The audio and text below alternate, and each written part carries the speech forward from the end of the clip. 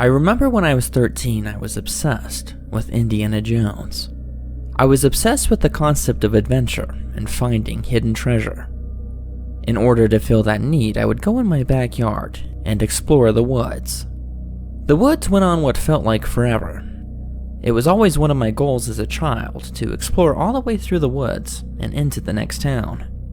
The next town over was named Jonesboro, and it happened to be about 7 miles away. I hiked what felt like an uneventful couple of hours, much deeper than I'd ever been before. Being so young at the time, I'd yet to notice that it was getting later in the day. It wasn't getting darker, so it didn't faze me. I soon came across something that struck me as odd. I could see through the trees a good distance away what appeared to be a barn out in the middle of the woods. My brain tingled with adventure as I saw other buildings appear the closer I walked. The red barn stuck out like a sore thumb out in the middle of the dark woods. The other small structures were painted different colors and were different shapes. It looked like an old town, however it was scaled down to the size for children. I could tell from a distance that there were people there, however. I somehow knew that this wasn't Jonesboro. Maybe there was some smaller town in between the town I was living in and Jonesboro. However, why would it be out in the middle of the woods? Why weren't there any streets that led out here? I was confused. I walked over to one of the buildings and looked around the makeshift town. I didn't pay much attention to the people that were randomly scattered throughout the area, since my mind was still trying to process what I was looking at. At first, I wasn't afraid, but rather filled with excitement, as it would appear that I had discovered a secret town out in the middle of the woods. Every adventurer's dream. However, my delight did not last long as I noticed one of the people staring at me with an unsettling gaze. They were standing a bit away from me, so their features weren't nearly as clear, but it seemed that they were frozen. The person staring continued to look at me, but didn't move. I wasn't sure what to do, but like any good explorer, I came in closer to see what was going on. The buildings were about a dozen or so, and they all seemed to be in various stages of age. Some looked older, while others seemed more new. I ignored the person that was staring at me, and I walked into the town to see other people in random poses. As I saw the other people, I then noticed that none of them had moved since I first saw the town. I then realized that the town was filled with these lifelike mannequins. Their features were indistinguishable at a distance, and now seeing that they were not people, this gave me an uneasy feeling. I decided to go into one of the buildings to see the extent of this out-of-place creation. The building, despite being small, was oddly outfitted to look and function like any other building that actual people might use. However, none of the lights worked inside. I then saw one of the mannequins much closer this time, and my brain began to slowly realize something horrifying. The mannequin had black streaks running down its face from its eyes, which appeared to be empty and hollow. This mannequin had an old leathery exterior that appeared to be worn and weathered by time. The eyes were hollow, however they somehow kept their gaze on me as I continued to examine the oddity that laid before me. Even more disturbing than the eyes was the smile that appeared to be torn but also stitched on its face, forcing this hideous expression of an exaggerated smile. I had seen enough. I was clearly somewhere where I wasn't supposed to be. I began making my way out of the small-shaped shed when I thought I heard something outside. If it was anyone who had anything to do with these creepy lifelike mannequins, then I wanted nothing to do with them. I decided that it would be best to hide and hope that whoever it was would pass. I stood quietly as the sound got louder, and I could hear what sounded like someone dragging something heavy. I peeked outside, ever so briefly to see what would be out there, but my quick peek quickly became long as I saw what looked like a pale creature dragging a person. The creature was long despite crawling on all fours. I didn't get a great look at its face, but I could see that it had a full mouth of sharp teeth with the same exaggerated smile as the mannequins. The person lay lifeless as a tall humanoid-like creature continued to drag them inside of one of the small buildings. It finally dawned on me that these mannequins were not these incredibly detailed dolls, but rather people that had been stuffed and placed around this makeshift town. I could only assume that the creature purposely tore and stitched those horrible smiles to replicate itself, almost as if it was making itself these morbid friends it could play with. I reached into my back pocket and pulled out my glow-in-the-dark handled butterfly knife that was more for show than anything. I opened it and held it, pointing the tip downwards as I tried to slowly move out of the small building. I noticed the floors creaked much louder now that I was trying to be quiet.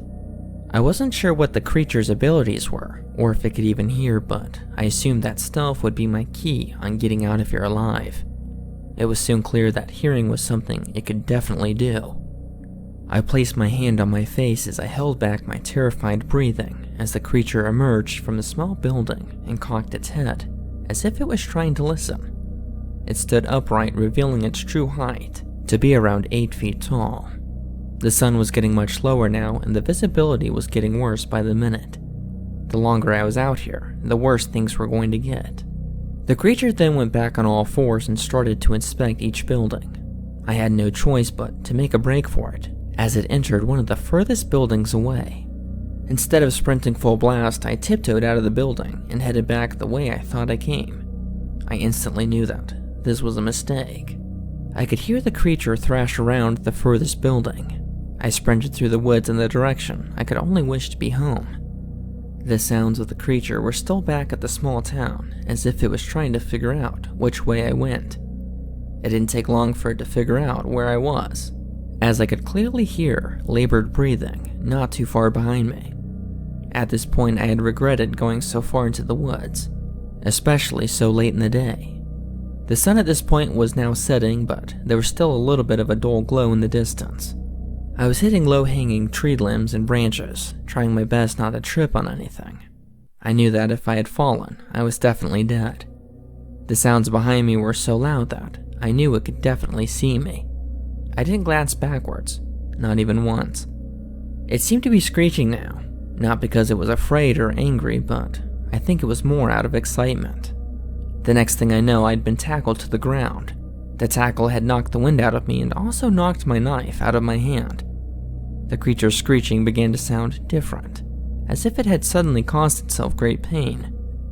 I laid on the ground trying to get my breath back, as I could see my glowing butterfly knife had inadvertently made its way into the creature's ribcage. The screeching slowly morphed into sobbing and whimpering. It flailed around as I finally regained my breath. I got up and staggered my way home as the creature's sobs slowly faded behind me. I made it back home in about an hour, having jogged the whole time. I was exhausted and sore from running and the tackle.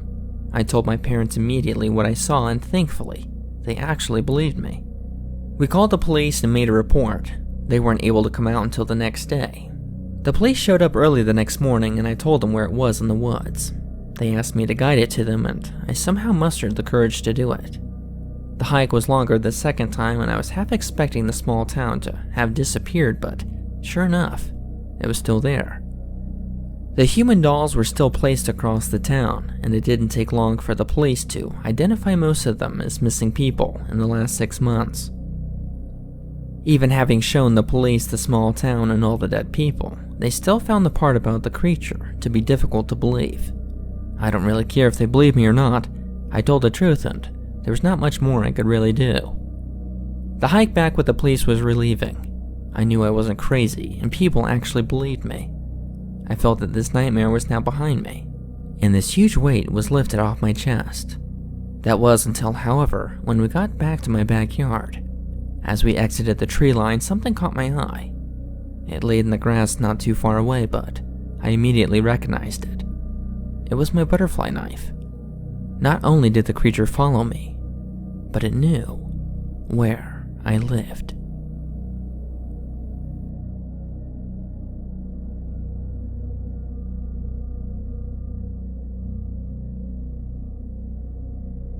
A few days ago, I went camping with my dog Lutz up in the mountains in my hometown. While camping, we encountered something strange and terrifying.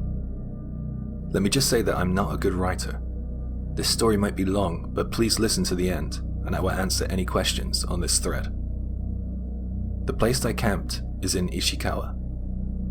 I was only camping for one night. The campsite is quite famous for its beauty, which usually meant that the place was busy, but it had rained heavily the day before I was set to camp, so there was no other tents pitched up and no cars in the parking lot.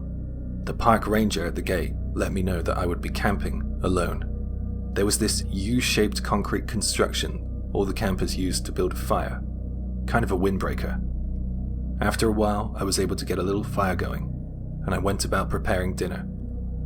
I made a curry and ate it in my mess tin, and I gave Lutz some canned dog food. I'm 18 years old, and I'll be 19 this year. But I've been camping for years. All my friends have left town for university. I didn't have anyone to go with, so I brought my dog along. By the way, Lutz is a German Shepherd. Rain began to fall quite heavily, so Lutz and I hurried into the tent. It was a 3-man tent, so Lutz and I were very comfortable, and we had plenty of room. I hung my LED lantern inside the tent. It illuminated the whole tent, and it worked out great. The park ranger told me that there may be a bear in the area when I called to make a reservation. I decided to bring my airsoft gun for protection. I was stroking Lutz while reading a book in my tent. It was about 10 p.m. The rain was still falling, and I was enjoying the sound it made on the roof of the tent. I felt as if I could sleep at any moment. Just as I was reaching to turn the lantern out, I heard this mewing sound coming from outside. It sounded cat-like. It's hard to describe. It wasn't really like a meow as such. It was more like a cry. I guess there are people out there who must know what I'm trying to describe. I thought perhaps it was like a mating call or something like that. I thought it was a cat because I'm used to hearing them in the streets at night. But I was a bit suspicious since I didn't imagine there would be domestic cats in the mountains. I was pretty far into the mountains and there was no street noise. I've been camping on this site since I was a boy and I've never seen a cat, let alone heard one. It played on my mind. I wondered if a cat had gotten lost out there in the rain. So I went out with Lutz to have a look. I had set my tent up in the biggest campsite area since I was the only one there. I heard the crying coming from another one of the camping areas. It was pitch black outside, so I took my lantern from the tent. Lutz and I went in the direction of the sound. Suddenly, Lutz began to growl. He's not the kind of dog that growls. He's the type to let a stranger stroke him. Because he so seldom growls, it startled me. It's pretty creepy. My eyes eventually grew accustomed to the darkness. I was able to see the whole plaza area around us. It was like a square. I noticed weeds growing through the wet concrete areas of the kids' playground. Then I saw it. In the group campfire area, there was something strange. It was about the size of a sleeping bag, and it looked like a giant caterpillar. I didn't know what I was looking at. I thought for some reason it was a bear cub because I hadn't seen one before. I had only seen wild deer in this area. There was no doubt that this thing was emitting the weird crying sound. Rain continued to fall, pitter-pattering in the puddles on the concrete. Even though I was frightened, I wanted to go in for a closer look. I was very cautious. I had never seen anything quite like this thing before. This thing was flopping up and down like a fish. Every time it did this odd movement, it was making that strange noise. Lutz was still growling as we drew closer. We were about 5 meters away, and I could see it clearly now. It was like a sleeping bag covered in thick hair. No, not hair, but thick spines like that of a porcupine. It was like an insect, but the size of a mammal. It was facing away from us as we approached, but now it was alerted to our presence. It started to turn around, and I froze in my tracks. It turned what I guessed was its face towards us. Long, tactile, antenna-like prongs twitched and sensed the air. And at the end of these stalks were eyeballs. It was like a snail. I'm no artist, but this is a quick sketch of what it looked like. It wasn't as cute as it looks here, I can tell you. And the hole on its face isn't a nose. Those 3 prongs are what I guess are its tactile sensors. Below its face was a thick, beard-like mass of hair. I didn't mean one of the eyes to come out so strange, I just wanted to show that they were staring at me.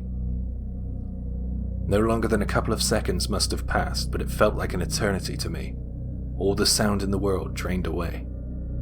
At this point, Lutz bit and gripped the cuff of my trousers and began trying to pull me back. I snapped out of it. Lutz and I retreated back to our tent for the time being. We managed to get away safely, but I could still hear that crying noise. I was confused and I went into protection mode. I ran to get the airsoft gun from my tent. Lutz stopped growling. For what reason, I do not know. Perhaps it was to not let that thing know where we were. He stood on guard at the tent entrance. It was only a crappy airsoft gun, but to have any kind of weapon in my hand made me feel reassured. I was alert and standing guard. After about 10 minutes, I couldn't hear that crying sound, just the rain. I was sweating, but thinking a bit clearer now, and I felt a bit safer. I decided to call the park ranger I had spoke to at the gate. I had good signal and a lot of battery left. I knew that the ranger lived either on site or very close to the camping site. The only problem was that I couldn't leave. It was now about 11 PM. The ranger was still supposed to be on duty, but no matter how many times I called, he didn't pick up. Lutz stood still, silently guarding the entrance of the tent. We still hadn't heard the crying again, but I was still covered in goosebumps. It was the first time in a long time that I had gotten goosebumps. Something was approaching our tent. It sounded like something was crawling or slithering over the weeds. There was no doubt in my mind that that thing was heading towards the tent. I wanted to turn off the electric lantern, but that would mean plunging Lutz and I into the darkness, and I was not prepared to do that. Rain was still falling. I could hear it against the roof of the tent. I could hear that crawling, slithering sound louder now. I guessed that it was right in front of the tent. Still, Lutz didn't growl or bark. He was just standing guard. I aimed my gun at the entrance. I heard something right outside there. It sounded like a child's voice. I couldn't be sure if it was male or female. I had no idea what the voice was saying. I was getting stressed out by the situation. It was at this point that Lutz leapt at something at the entrance of the tent. A howl of agony was heard. I ran outside to Lutz's aid. Lutz was biting that caterpillar-like creature I saw at the plaza. It was flopping around in the wet grass, presumably screaming in pain. I grabbed Lutz by his collar and shouted at him to follow me.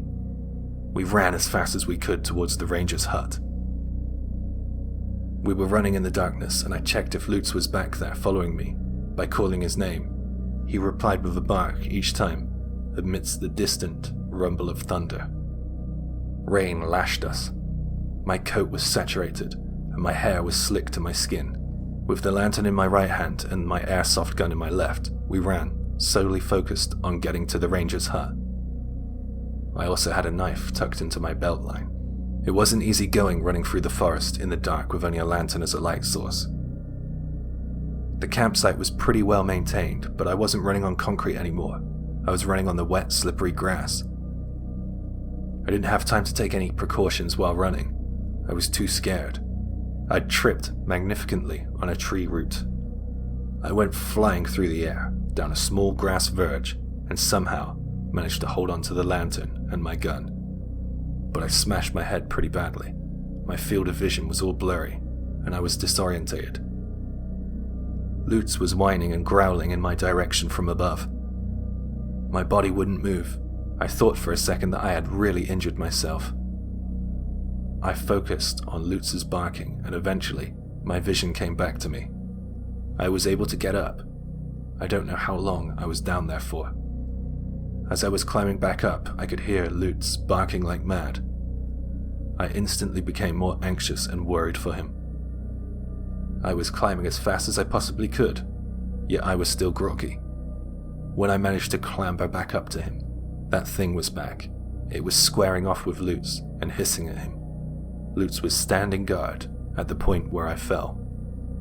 I calmly walked in front of Lutz and shot the thing in what I guess was its face.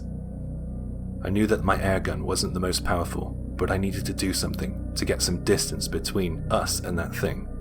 I didn't want Lutz in any more danger. That thing made a sound that I cannot express in written words. It was otherworldly.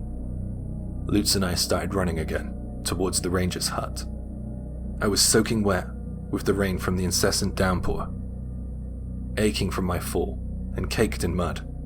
Also not truly knowing the extent of my injuries, I was just running on pure adrenaline.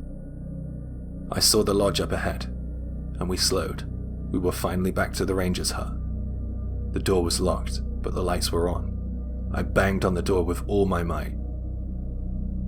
A thought crossed my mind that the ranger wasn't going to open the door, but after a while, he finally came and unlocked the door and let Lutz and I in. The ranger shut the door, and we went over to sit down. I shouted at him to lock the door. The ranger stared at me with concern. I was still panting from the run. He led us to the lounge and passed me a couple of towels. While I dried myself and Lutz off, I explained what had happened. He gave me some coffee and it helped calm my nerves. I checked Lutz for wounds, but I was glad to not find any trace of injury. He listened to my story without prejudice. When I mentioned that thing, I saw his face turn slightly pale. When my story was finished, the park ranger stood up, walked over to a corner in the lounge, and unlocked and removed some chains from a cabinet. He then took out a large hunting rifle. He then went about the lodge checking if all the doors and windows were locked. He returned a few moments later with some firewood and lit the fireplace. He then came and sat opposite me. With a stern look on his face, he had the hunting rifle resting across his knees. He started to talk. He seemed to know something about the creature I had seen. He said that he heard it from other campers and hikers, that they had seen something similar eating an antelope. The ranger said he hadn't seen it himself, but the other customers had. They said it was a huge, slug-like creature. He had even heard this from his family ancestors who lived in this region their whole lives. They spoke of a creature that lived in the mountains. Some believed that it was a god. He said that people had reported seeing it, but no one had reported it chasing or attacking them. He didn't seem the type to believe in such things, but I guess my appearance and the worry on my face must have convinced him to consider it. The park ranger allowed me and Lutz to stay the night in the common room. We settled down for the night. I drifted off to sleep almost instantly, and woke later to the ranger tapping on my shoulder. I guessed that it was about 2 a.m. I heard that horrible crying sound coming from outside. I saw Lutz had adopted his guard stance once again. Neither the park ranger nor I wanted to check outside. To begin with, we lit the fire. It must have gone out while we were sleeping. In the glow of the fire, the park ranger revealed to me that his manager had heard a story about something eating a person out there. I was surprised by this sudden revelation. He looked down at the ground and said something I didn't understand, but I grasped the nuance of what he was trying to say. I researched it before writing this, and it was an archaic regional phrase which meant, those poor people. Although my family and I were all born in Ishikawa, it was a phrase that I hadn't heard before. Outside was dark, one of the darkest nights I had ever seen. I could hear that crying sound out there. It sounded like it was right by the door. At that moment, we heard some muffled banging against the door. It rumbled on like a tremor. The banging continued, although it was briefly interrupted by that piercing cry. The driving rain sounded as if it wasn't going to stop anytime soon. It was such a strange collection of noises. The park ranger readied his hunting gun and aimed it at the wooden door. I took the hint and aimed my airsoft gun at the door too. Lutz stood on guard beside me. I noticed his gun had 2 barrels. The park ranger called out, "Who's out there?" I could tell he was nervous. The banging stopped. The crying stopped. All that could be heard was the driving rain. This eerie silence lasted for about 3 minutes. The park ranger and I exchanged glances, and we thought we were going to be safe. This time, the banging was louder. It was like a battering ram or something throwing itself into the door. The park ranger pulled the trigger of his gun. The noise was so loud I couldn't hear anything else. It was so piercing. The recoil jarred his body. The door had lots of tiny holes in it. He unlocked the door and slowly pushed it open, looking terrified as he did so. There was nothing out there, save for a few of that creature's long, spiky needle hairs. We decided to put a piece of firewood against the door to cover the hole of the gunshot. We then hunkered down by the fire and waited until morning came. Nothing further happened that night. We watched the sun rise without incident.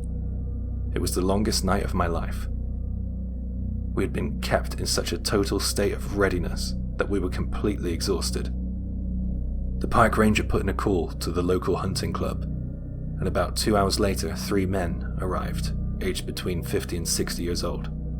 So the 5 of us, and Lutz, headed towards my campsite. All of my things were in disarray, and there was more of those long needle-like hairs. We returned to the park ranger's cabin and began to fill in the men from the hunting club, the events from last night.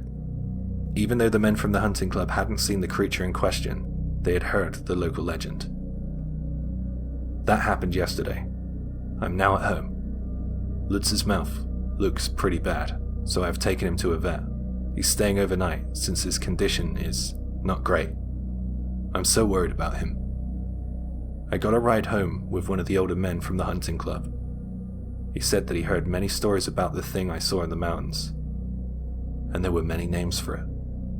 Some said it was the god of the mountains, a protector of the forests.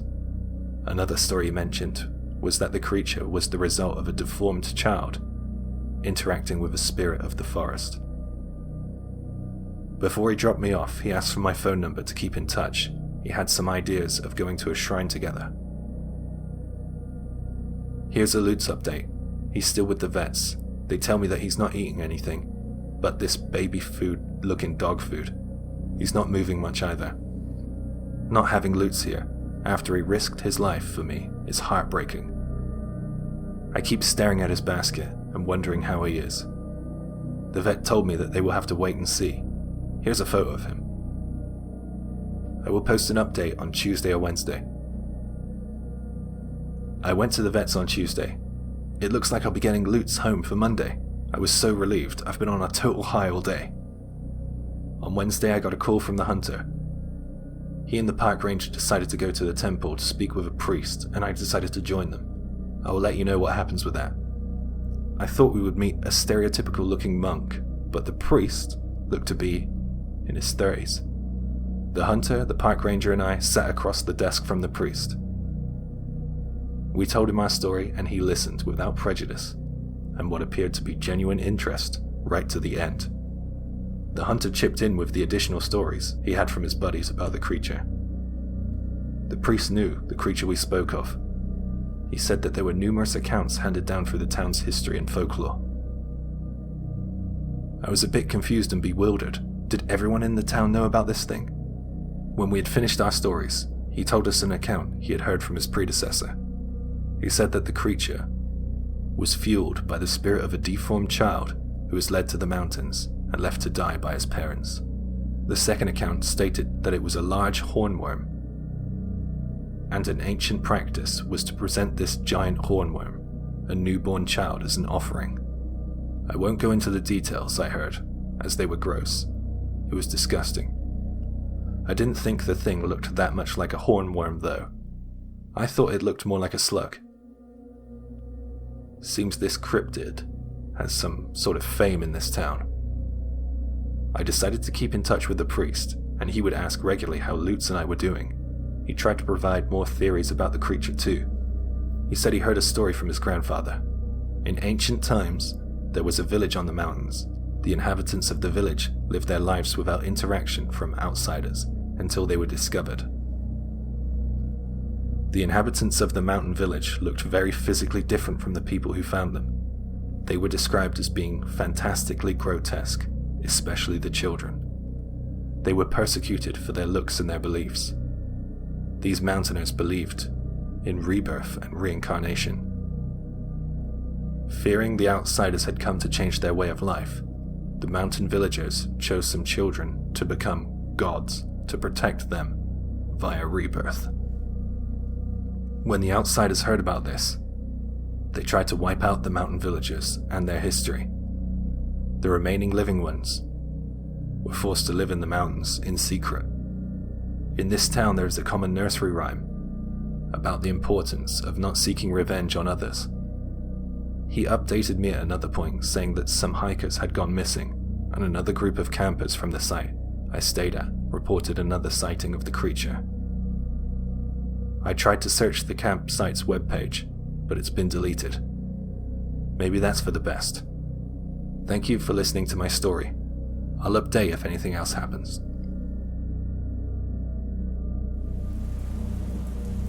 This story is called The Fishing Trip by Shadow Swimmer 77, featuring voiceover talent by Silver Underworld. Oh, the head's steady, Mr. Walker. I don't want to cock this up. Swelling waves cause the ship to roll beneath my feet as I do my best to follow Professor Oleg's order. Unfortunately, the ox is not cooperating. It pulls jerkingly against the rope securely fastened to the ring through its nose while emitting low, panicked bellows, its eyes rolling wildly in their sockets. Pinned in the makeshift stable below deck, there's nowhere for it to run. Even if it wasn't currently on a vessel somewhere in the middle of the Pacific Ocean and several hundred miles from the nearest thing resembling land, something has the beast terrified. Although it could be that it simply senses the intentions of the striking woman standing in front of it with an air gun. For fuck's sake, Charlie, I know you can pull a rope tighter than that. I've got the burns on my wrists to prove it. I flash Helen a glare as I struggle with the rope, my cheeks flushing bright red from equal parts anger and embarrassment. She responds with a wicked grin. It's no secret we're sleeping together. That's how I was conned into going on this little cruise after all.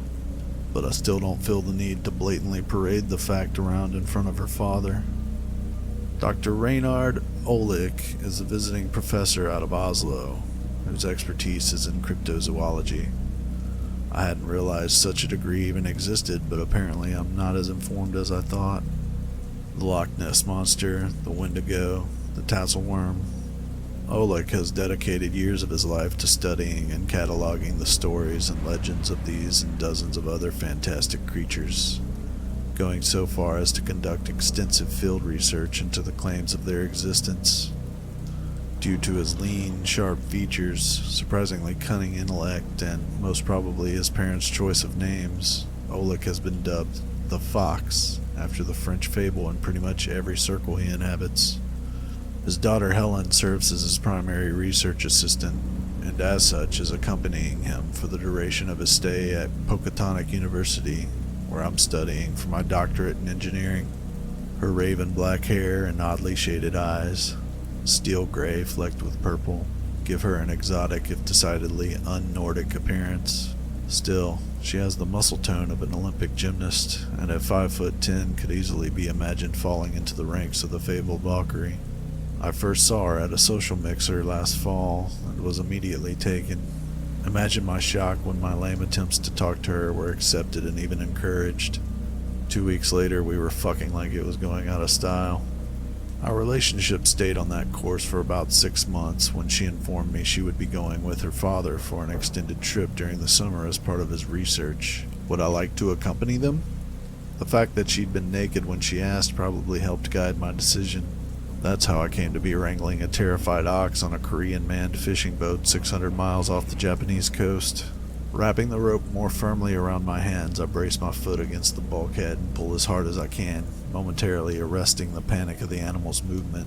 Hit it! Hit it now, Jesus! Helen professionally places the air gun between the ox's eyes and smoothly depresses the trigger, punching a tiny metal rod through the skin and bone and into the creature's brain. Its eyes roll back in its skull, and its slack tongue lolls out of its mouth before the ox collapses to its knees and finally slumps to the floor on its side. I disentangle myself from the rope, angry red depressions crisscrossing my hands and up my arms, and wipe the sweat from my forehead.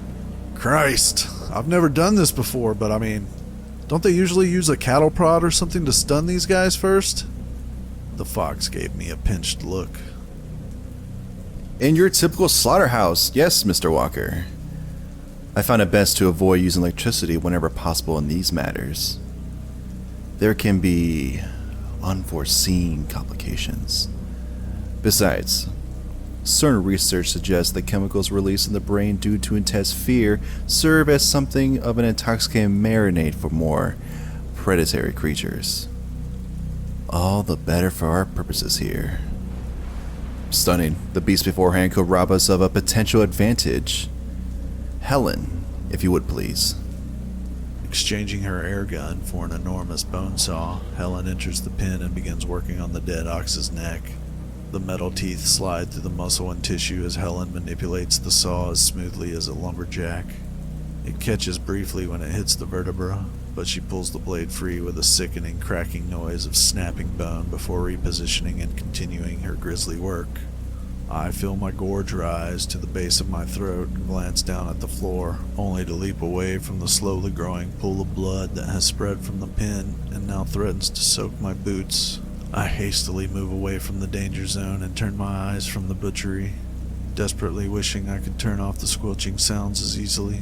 So, Doc, tell me again exactly what we're doing here? Oleg sighs. As I've explained, Mr. Walker, we are in the search for Jorgemander, the world serpent. Most likely it and the creature known as Leviathan, in Christian tradition, are one and the same. Legend has it, it is the beast so large it can encircle the world, to the point of holding its own tail in its mouth. According to Norse mythology, when Jorgemander releases its tail, it will initiate Ragnarok, the twilight of gods. During the final battle, the serpent will confront its father, Loki's hated enemy, Thor, resulting in mutual destruction. All of my research indicates the creature's head will be located somewhere in this vicinity, near the Mariana Trench.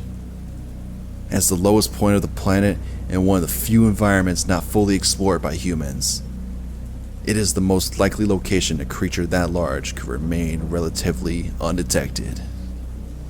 And it's a fan of ox roast, huh? Oleg glares at me.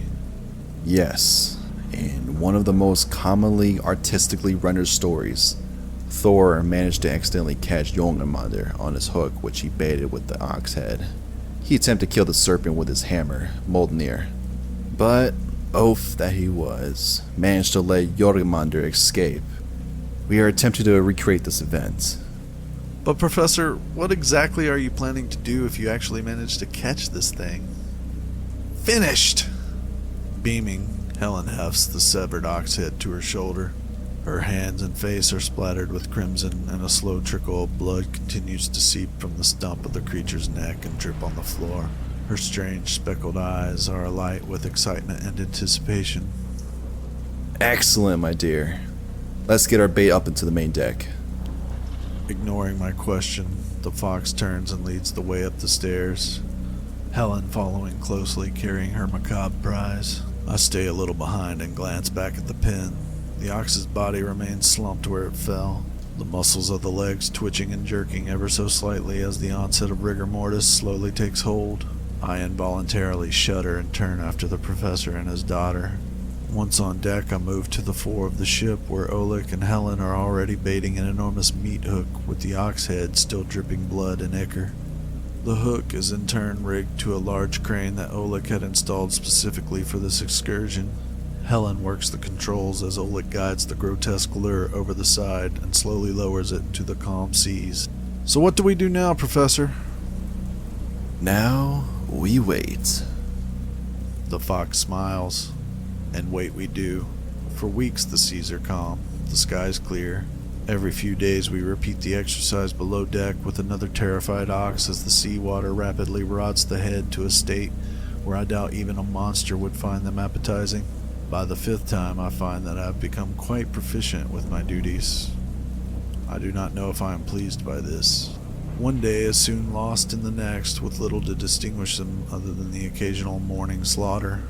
Our Korean crew tends to the needs of the ship and generally keeps to themselves, leaving us to our own devices.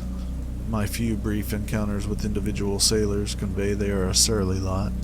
Something tells me they feel very little goodwill towards us, It's obvious our strange work frightens them, and it's likely the only fact that Oleg is paying them double their normal rate that they are out here with us at all. Still, money only goes so far, and I wonder not for the first time if the Fox has been as transparent with his plans to the captain and crew as he has with me. It's just as well that the sailors mind their business, as Oleg is adamant only he and Helen operate our makeshift fishing lure. This makes for extremely long days for the both of them, and yet it is only due to necessity that he even reluctantly allows me to participate in the preparation of our grotesque bait. As for myself, the biggest threat to contend with is growing boredom. Each day the merciless sun beats down upon our deck out of a cloudless sky. The sea is calm and clear as glass. This far out, there are not even birds to watch, and other than the occasional dark spot on the horizon, the existence of land is only a steadily fading memory. Oleg and Helen are completely absorbed in their work and in no mood to socialize. One evening, in desperation, I considered trying to sit in on the sailors' nightly card game to break up the monotony, but the malicious looks I receive as I start toward the group send me hastily retreating to my cabin below. Lying there, feeling the gentle shifting of the ship beneath me and bored almost to tears, I wonder if I can convince the Fox to let me cut off the next ox's head. Gradually, the mood of our little research party grows increasingly tense and prickly, mirroring the crew. Tempers are short, and more than once innocent remarks erupt into full-out arguments. Although we share a bunk, Helen has stopped sleeping with me, the stress of the voyage tempering our previously insatiable libidos. Lying beside her during the few hours we try to rest, I feel the gentle rise and fall of her breathing under my arm and wonder what this trip will ultimately mean for our relationship. Our supply of oxen is quickly dwindling. If we don't find the creature soon, we will be forced to turn back empty-handed. The question of what to do if we manage to actually hook the beast still remains ominously unanswered, and at this point I'm hoping that we fail in our search. Tonight, I wake only to find myself alone. The spot in the bunk Helen usually occupies beside me still warm. She can't have been gone too long. The ship seems to be rolling considerably more than normal, and I stumble across the cabin several times as I try to get dressed. Finally, pulling on my boots, I go off in search of her and Oleg. When I reach the deck, I notice that the sky has turned completely dark. No light from the stars or moon alike. Storm clouds above seethe angrily, and the waves beneath respond in kind, rocking the boat more and more violently beneath my feet. The crew has gathered in a tight crowd off to the side, surrounding their captain. I don't speak Korean, but it's obvious they're arguing, and he is attempting to talk them down. Abruptly, one of the sailors steps forward and throws a haymaker, catching the captain in the jaw. He crumbles to the deck, and a general melee breaks out around his fallen body. Scanning the deck, it takes me a few moments to locate Oleg and Helen near the crane. Seemingly oblivious to the weather and the battling seamen, the professor is standing at the rail, his gaze fixed on the churning waters while his daughter works the controls. I shove my way through knots of fighting sailors and struggle to make my way to them, as the ship continues heaving to and fro, causing me to stumble like a drunk. The wind has picked up and howls like a banshee, so that I have to shout to be heard when I finally reach Oleg. "Professor! It's not safe here! We have to get back below deck!" Freezing rain erupts from the heavens, the screaming winds whipping the drops against my face so hard they sting. Lightning bolts the size of houses flash down from the sky, accompanied by peals of thunder so loud they make my head ring. "Professor!" I grab the man by the shoulder and spin him around, only to fall back in shock. The man facing me bears a resemblance to Oleg, certainly, but only just. He's younger, his face holding an agelessness that makes him seem paradoxically youthful and ancient in equal amounts. His eyes are alight with the glow of madness, his mouth open in a wolfish grin. Too late! He's too late to stop me now!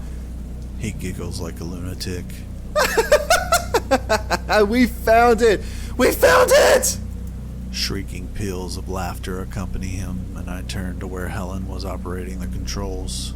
Gone is my stunning Valkyrie, replaced by a hideous creature.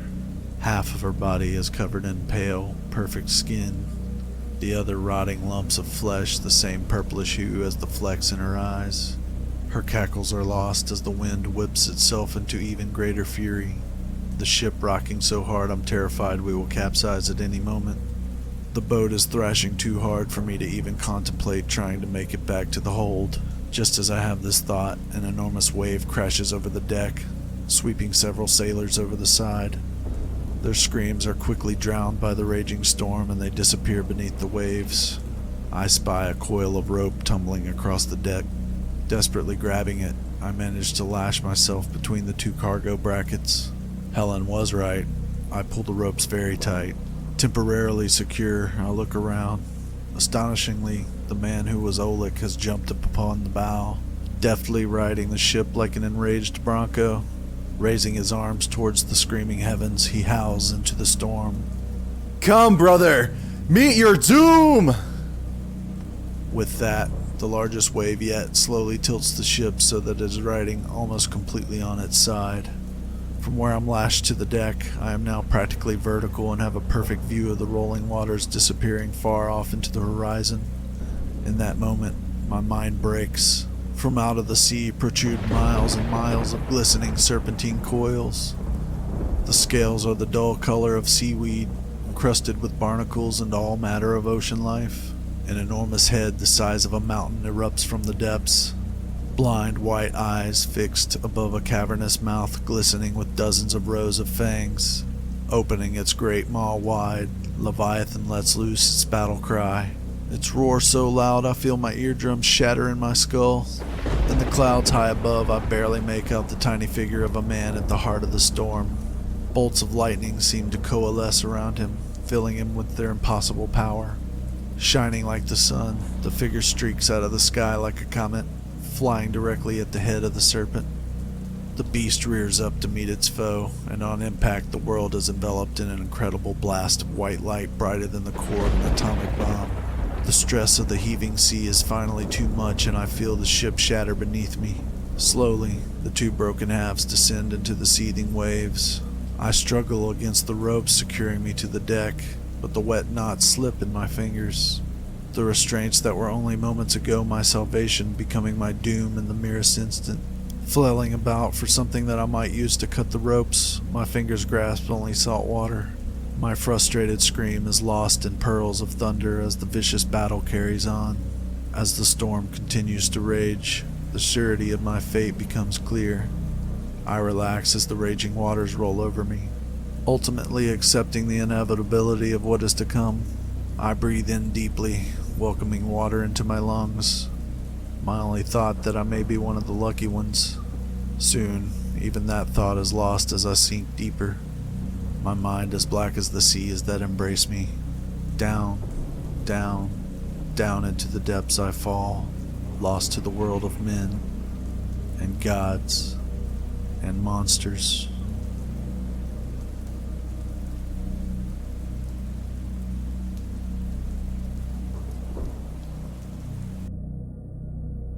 Have you ever been truly scared? Now, I'm not talking about some drunk driver cutting you off in traffic, causing you to slam on your brakes and damn near slip into a ditch kind of thing. Like some real terror that makes you question what is even real anymore sort of fear. That I'm looking into the eyes of the thing that will end my life kind of fear. Okay, that might be a little close on the nose, but you get what I'm saying, right? Even as I'm writing this, my fingers are shivering like it's 20 below in my house. It's been a few days, but I'm still processing it, while barely being able to sleep a damn wink since that night. Even when I do sleep, just about all I see is those damn eyes, cutting their reddened glow through the trees, or just one of them peering through my window, just waiting for me. Jill and I had met at a party a few months back, and we had spent almost every day together since. The fact that my name is Jack brought our mutual friends a lot of laughs, but it could get annoying at times. My buddy Darren has a cabin out in the woods near Carter's Lake, and we were spending a long weekend with him and some other friends. We did a good bit of hiking over those days, to which we would return to the same jokes practically every damn night. So, did Jack and Jill go up the hill? Darren would ask with a smile. Damn it, man. Did you both have $1.25? He squeaked out in between chuckles. Yeah, I came down with $2.50. Jill replied with a sign. Of course, Darren's wife Sarah, her brother Dane, and his husband Blake all cracked up while I joined my girlfriend in her exhausted sign. It had been funny the first, 20 times or so? But Christ, it was getting old. Still, it had been a fun weekend to that point, even with the endless stream of the same lame punchlines at our expense. The cabin itself was absolutely gorgeous. 2 floors, 5 bedrooms, each with their own bathrooms. Darren came from a wealthy family, but he never shoved it in our faces or anything. I have a basic 9-to-5 gig, and Jill was a nurse, so neither of us had the most comfortable and carefree lifestyles, but it was definitely nice to spend some time amongst the far more financially stable. Not to mention, we were able to stay at this beautiful place rent-free, so membership does have its privileges, I suppose. We had been out there since Thursday, so we were only 2 days into our 5-day stint at Le Chateau du Darren, as he liked to call it. As we approached that Saturday night, my buddy handed me one of his numerous credit cards and asked if I'd mind making a liquor store run. He told me he wanted a bottle of Glenlivet, a few cases of Killian's Irish Red, and whatever else Jill and I may want. Who was I to refuse? He even tossed me the keys to his Hummer, which I'd been dying to take for a spin. The cabin was nestled pretty deep in the woods, and the road that led to and away from it only barely qualified as an actual road, as the thick tires of the Humvee handled it so much better than my little Honda. It took me a half a mile or so to really get the feel for it, especially with it being at least twice the size of my tiny Honda, but before I knew it, Jill and I were hauling ass into the direction of the far better paving of the main road. The sun had already begun to descend for the night, and the liquor store was a good 20 minutes from the highway, 30 or so counting the bumpy graveled road through the woods, so it would likely be creeping up on 10 by the time that we got back. It did feel nice to spend just a little time away from the group, and even better to be sharing the company of my girlfriend. I'd never met her before that party, but I was sure I didn't have a chance with her until she approached me. Back then, she had pink hair down to the middle of her back. Whereabouts these days, she was rocking a vibrant purple just down to her shoulders. It was the full tattoo sleeve and the thick trimmed glasses that grabbed my attention at first, as those are both features that I find absolutely striking, and she wore them so well. I've always been something of a nerd myself, so after we spent a couple of hours discussing everything from scary movies to anime, I was actually on the brink of head over heels.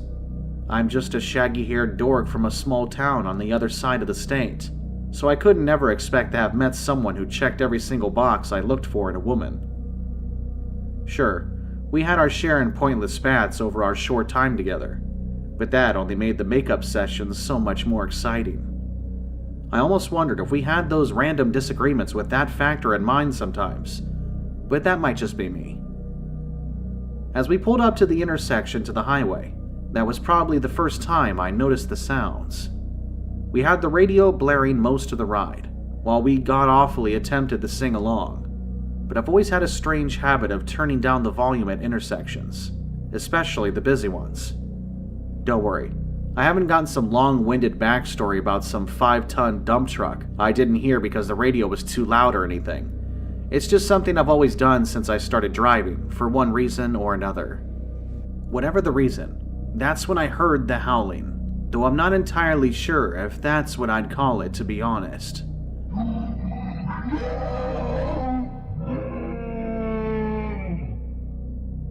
We had been hearing plenty of wildlife over the previous days and nights, so I don't know why this one jabbed a fork into my spine, but something about it, I don't know. It felt off for some reason.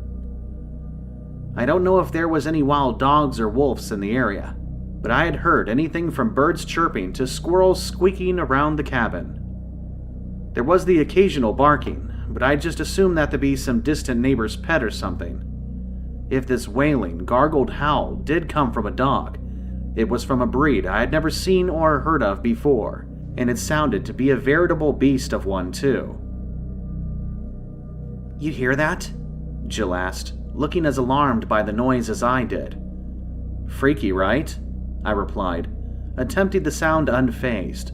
Regardless of the fact, it sounded as though it came from maybe yards to where we were parked, waiting for a break in the traffic. Wounded animal, you think?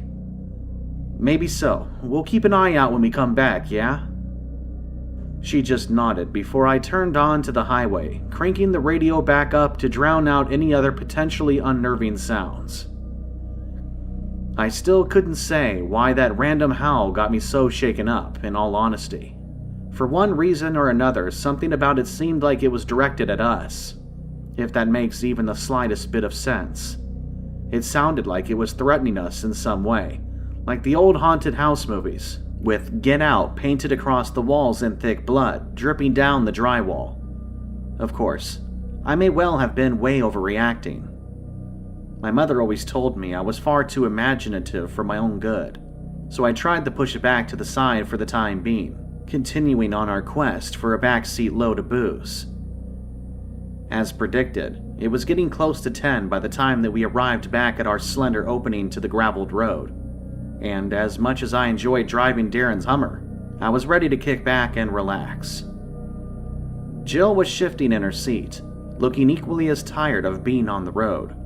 I raised my hand to turn the volume down on the radio, before deciding not to follow through with my intersection ritual for once. Traffic had quieted down considerably, so getting back onto the rougher path was much smoother on the returning trip, though I swear I could hear that awful wailing again as soon as the front tires hit the gravel.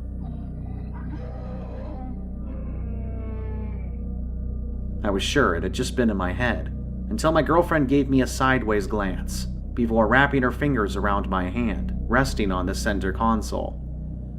We didn't verbalize our concerns this time, though our vehicle karaoke had not resumed since we hit the main road a good 40 minutes before.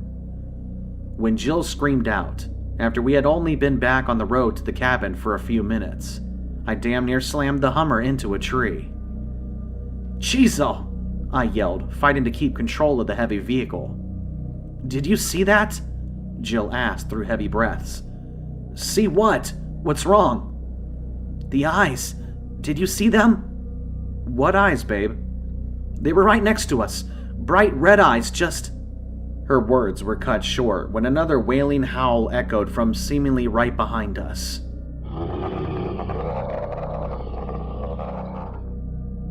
"What the hell is that?" I asked, knowing full well my girlfriend had as little answers to be given as I did. We were both freaked out, while I pressed the pedal down with much more intensity than I felt comfortable with in both a vehicle I wasn't used to, as well as a road I didn't know too well. We were both on the same page, though. Neither of us knew what the hell was out there, nor did we particularly want answers to that. I had to pull my hand free from her grasp, to focus on keeping the heavy and wide SUV from drifting too far to one side or the other. But the next howl that caused me to jump and scream out sounded as though it was only feet from us at most. When something slammed hard into the rear passenger side door, it took everything I had not to wrap the front bumper around the thick trees, while causing me to almost lose control of my bladder at the same time. The next wail was far more aggressive than the last, though I didn't exactly have any basis of comparison for what qualified for it to seem that way. The next assault, this time against the door I sat directly beside, forced me to lose my ability to keep the vehicles pointed in the right direction, causing us to careen to the right.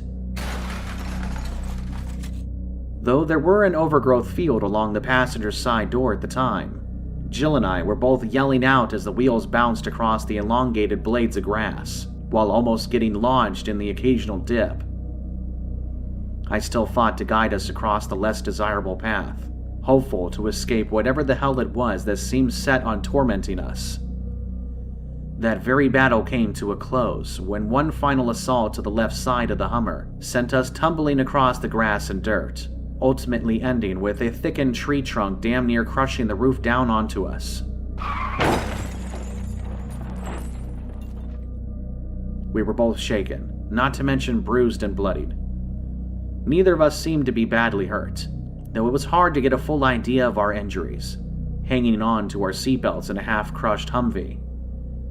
We were trying to make as little noise as possible while we worked to unbuckle ourselves, but I, for one, was certain that whatever knocked us from the ground would be unlikely to leave it at that. Everything around us had fallen almost unnervingly quiet, accentuating every single moment we made to break loose from the belts around us. Jill got herself free before I did, but when I finally had to use my pocket knife to slice through the belt, I almost fell on top of her, and she was now lying against the door closest to the ground. I tried to check out her wounds the best of my ability, but fortunately, they didn't look too bad. She had a small gash across her left eyebrow, a few scrapes across her arms, and a nasty-looking cut across her left shoulder, where it appeared some of the glass from the shattered window of the door may have sliced into her. I had a thumping headache, and my right wrist was throbbing, feeling as though it had inflamed a good bit, but I felt fine otherwise, aside from a certain degree of shock setting in. I tried to peer through the windshield to see if I could catch a glimpse of our attacker, but the glass was cracked into spiderwebs and buckled outwards from the roof collapsed in on us. Jill and I were both breathing so heavily, I felt like a panting dog myself, which only flashed me back to the haunting howls of whatever seemed set on laying us to rest. While I crawled into the back seat in the attempt to see if I could make out anything around us, the headlights blinked before snuffing out, leaving us in practically pitch darkness. I worked my way back up front, extending my legs to push the windshield out. The cracking of the glass and the stretching of the rubberized seal around it provided another series of disturbing sounds against the otherwise silent forest. When the wind finally gave way, what was left of it crashed to the ground, causing me to freeze in place, while my chest tightened. Jill wrapped her fingers around my arm, causing me to jump slightly, from being so on edge at the time that any unexpected sensation was enough to make my heart explode. "Don't," Jill whispered, whispering slightly as I reached out to pull myself through the opening I had just made. "We have to, babe. We can't just wait here for whatever that thing is."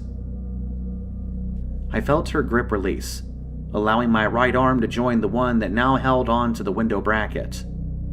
I was terrified.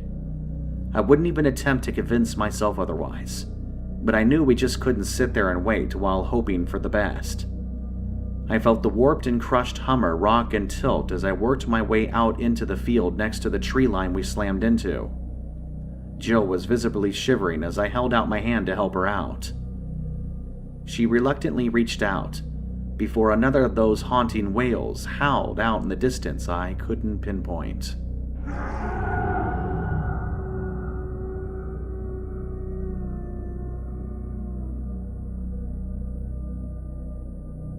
"No, I can't," Jill said, with tears pouring down her face, pulling back away from me. "You have to. I'm not going to leave you here." "No, you go. Get help." "Jill, I am not about to frickin' leave you here. We have to stick together. I'll protect you. You just have to." "How the hell can you protect anyone from something like that?" She was bordering on hysterical, belting out the words in between moans and whimpers. To be completely honest, I couldn't deny that she had a point. How the hell could I do anything to keep her safe against something that could swat a massive SUV off the road like a fly? I didn't want to leave her behind, but there was no time to debate our situation with some sort of beast apparently toying with us. The whole idea of that still felt almost ridiculous to even consider, but it was the only theory that made any sort of rational sense. "Okay," I said, still feeling uneasy about this course of action. "You stay here and I'll go get help." She just nodded her head, still trembling all over. "Get into the back in between the seats. Stay hidden and keep as quiet as you can, okay?" Another nod, and she worked her way into the back, not taking her eyes off me. I didn't like this. I didn't like leaving her behind, but it would seem as if I had little choice in the matter. I looked around, while fishing in my pocket for my phone. To my amusement, it was still functional, though the screen had a few new cracks. "You got yours?" I asked. She looked stunned for a moment before leaning back towards the front seat, feeling around for her purse. I crawled halfway back in to help before she finally grabbed onto the strap, just in front of where she had been sitting.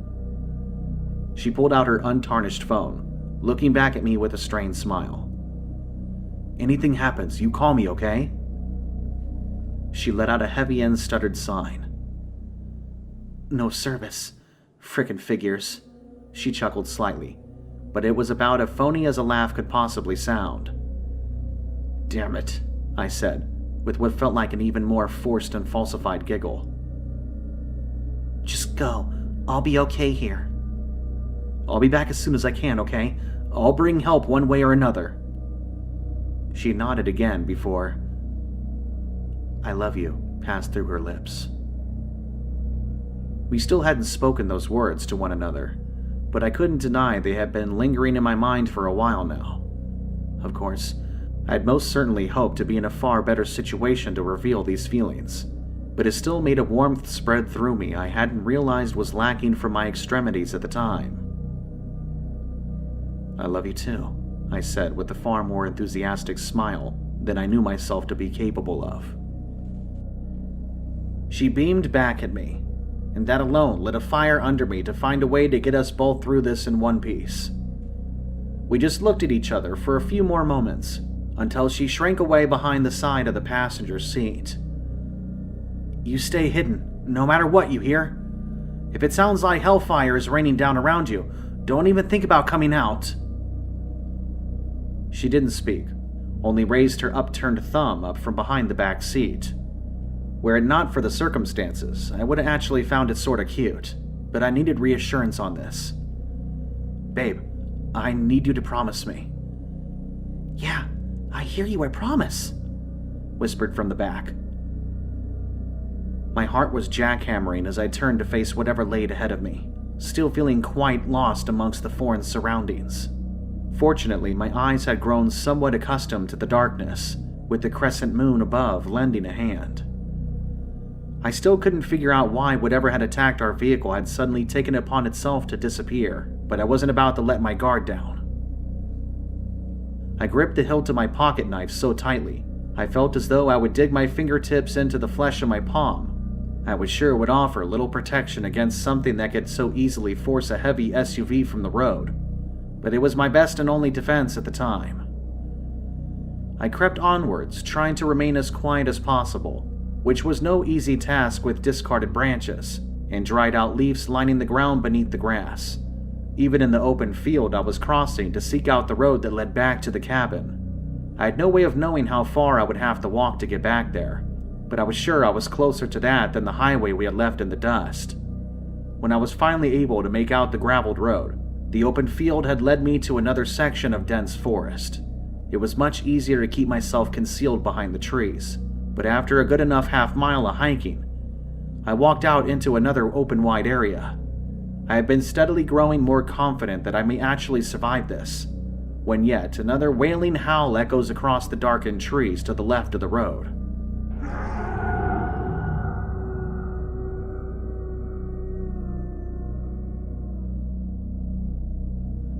It was close, far closer than I think I even realized at the time.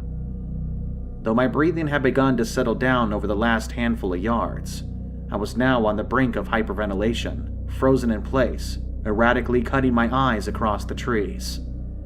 It was around that time that I came face to face with a far more visceral and heart-stopping fear than I had ever imagined possible. It took me a second to realize that the glowing red lights shining from between the trees were in fact the illumination of two eyes peering back into mine. I heard a gnarled growling sound that came from just below where the twin glowing eyes softly lifted and lowered as though whatever they belonged to was panting with heavy breath. I could feel the blood draining from my face, while the nausea of gazing into my own morality churned my stomach.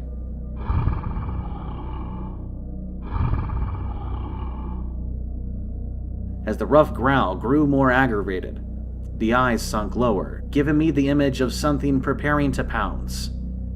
This is it, I thought. This would be where I met my end.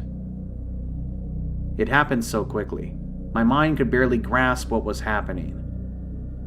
The rumbling and gargling sound blended with the snapping and shattering of branches and bark when the behemoth bursted from the trees right at me. I screamed out, feeling as though the throbbing veins in my temples were about to erupt, squirting a healthy stream of blood to each side. I brandished my small pocket knife as though I was wielding Excalibur itself, when in reality, I had a frickin' 3-inch blade trained on what looked to be about 10 feet of darkened fur and muscle speeding right at me.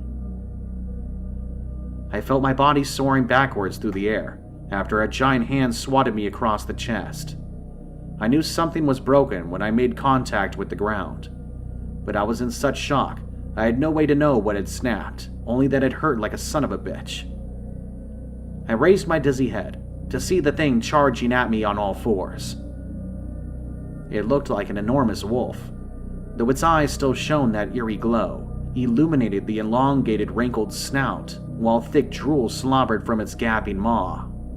I had no time to get back to my feet, so I rolled forward, swinging the pitiful little blade through the air before me, just in time to make contact with something. I don't know where on the beast I hit, but it let out an ear-piercing squeal that almost caused me to retch across the grass I perched on. Before I had a time to react, the thing leapt from before me, disappearing back into the trees. I looked down at my trembling hand to see thick dark blood dripping from a short blade, along with a chunk of black fur welded into the hinge of the folded mechanism. "Run, you dumb bastard!" The voice in the back of my mind yelled out at me, though I still knelt in place with my mind reeling. "Frickin' move!" I lifted myself up, feeling absolutely no strength from the legs that twitched and shivered before I convinced them to start running. My chest was burning, but I had no time to investigate how strongly the blood was flowing from the gashes left in the wake of the claws that carved through my shirt and skin. Everything hurt, from my back to my legs, along with what I assumed to be a broken rib or 4, as they stabbed into my insides as I forced myself forwards. As my side split, I almost allowed myself to slow down, until another anguished and angered howl bellowed out from behind me, convincing me to push through the pain and almost caused me to break.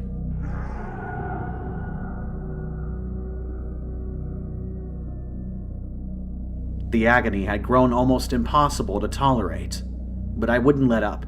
Not only had I royally pissed this thing off, but I still had to find a way to get back to Jill, who I prayed to God was still safe. Maybe 20 or 30 feet ahead, I saw the familiar ridge, which, in memory serves, was right at the edge of my friend's property. My painful sprint that slowed considerably, especially since I was now running uphill, hopefully towards salvation. I reached the top of the ridge where the ground leveled back up again, to sure enough see the lights from Le Château de Deren just ahead in the distance. My lungs were practically begging for me to allow them to relax for even just a second, but when I heard the growling, panting wheeze coming from behind me, accompanied by 4 heavy feet beating against the surface of the ground, I had to force them to work much harder than I had up until that point. I screamed out through my own strained breath, pleading with as much effort as I could for my friends to hear me, as I forced one foot in front of another. There were no words for either the amount of pain I was in or the true and horrified fear I was experiencing, as I heard those weighted paws trample the earth beneath them. I just kept yelling out and practically squealing the words, "Help me!" over and over, until I finally saw the door open up ahead of me. "Who the hell is out there?" Darren's voice called out. "It's Jack, damn it, help me!" "Chizo!" I heard call out, as I neared the cabin, with my feral pursuers sounding closer to me by the second. I was so close, but I just knew I could be torn to ribbons by the time I reached the open door. I could feel the foul breath, the sticky saliva spritzing across the back of my neck, while the jagged bones still worked on ripping through my insides. When I heard the panting only inches from my ear, a gunshot rang out through the night, before a second caused another shrieking squeal to wade out from almost right beside me. Just before I fell onto the wooden steps of my friend's front deck, I heard those scampering feet quieting more and more as they sped away, back into the direction I had fled from. I stared up at my friends, who had all gathered up on the patio, feeling a sense of indescribable gratitude before everything went black. I didn't think I had been out of it long, as I was still pretty winded when my eyes finally blinked back open. Everyone in the house was crowded around where they had carried me to the cozy couch, and I honestly felt a bit lost for a moment. As soon as the recollection of what I had been running from crashed back into the forefront of my mind, like a Humvee colliding with the thick and ancient tree, I sat straight up, instantly wincing from the pain of my likely broken ribs.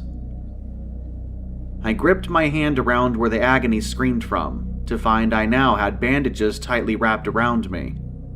It did help, though it would seem that was what caused me to still gasp for breath, though not nearly as much as during my race against the inevitable death and dismemberment.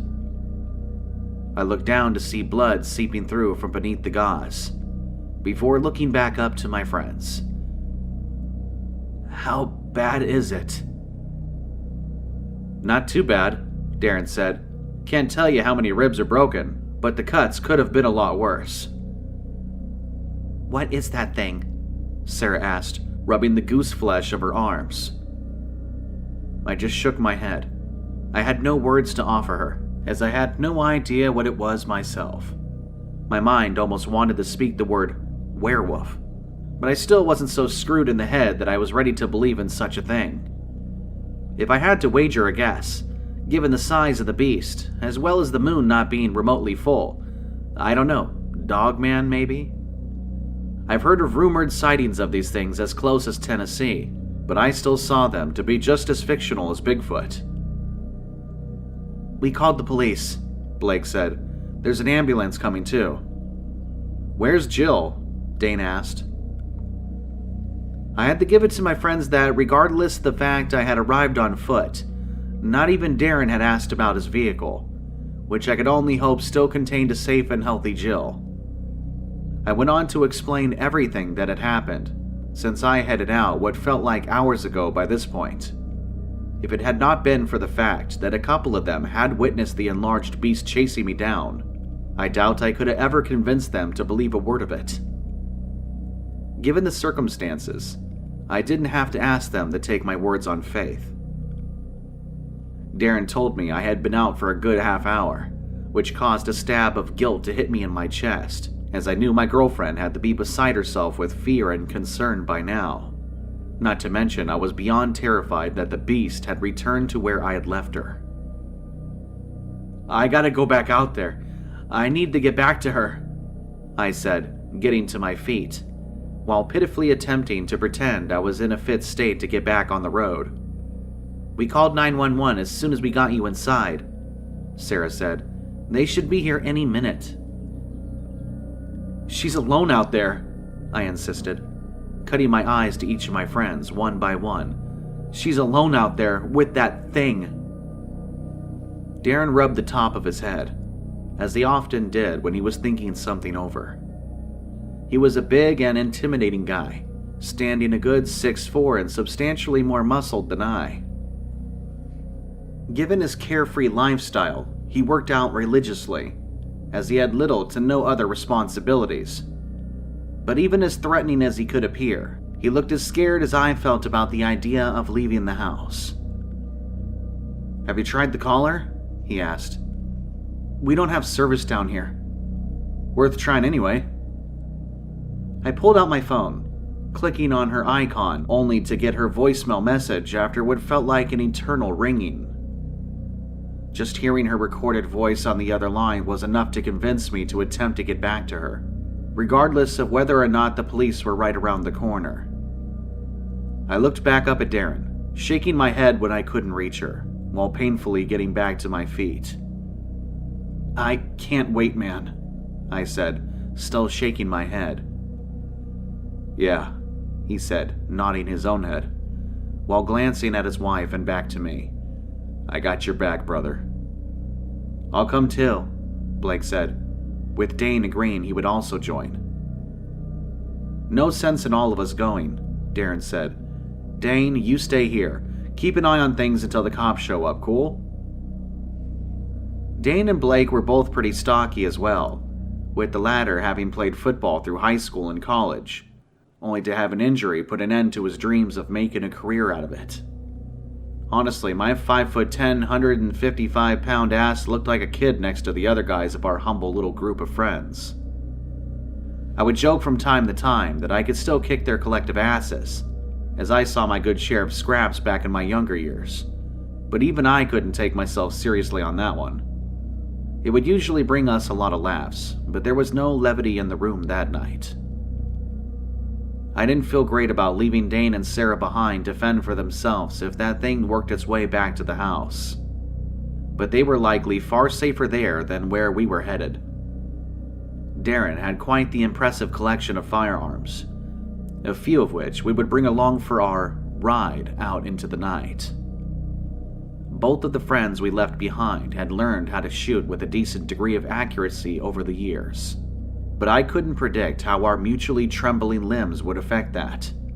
Of course, I was hopeful that would not be put to the test, but that was just wishful thinking at best.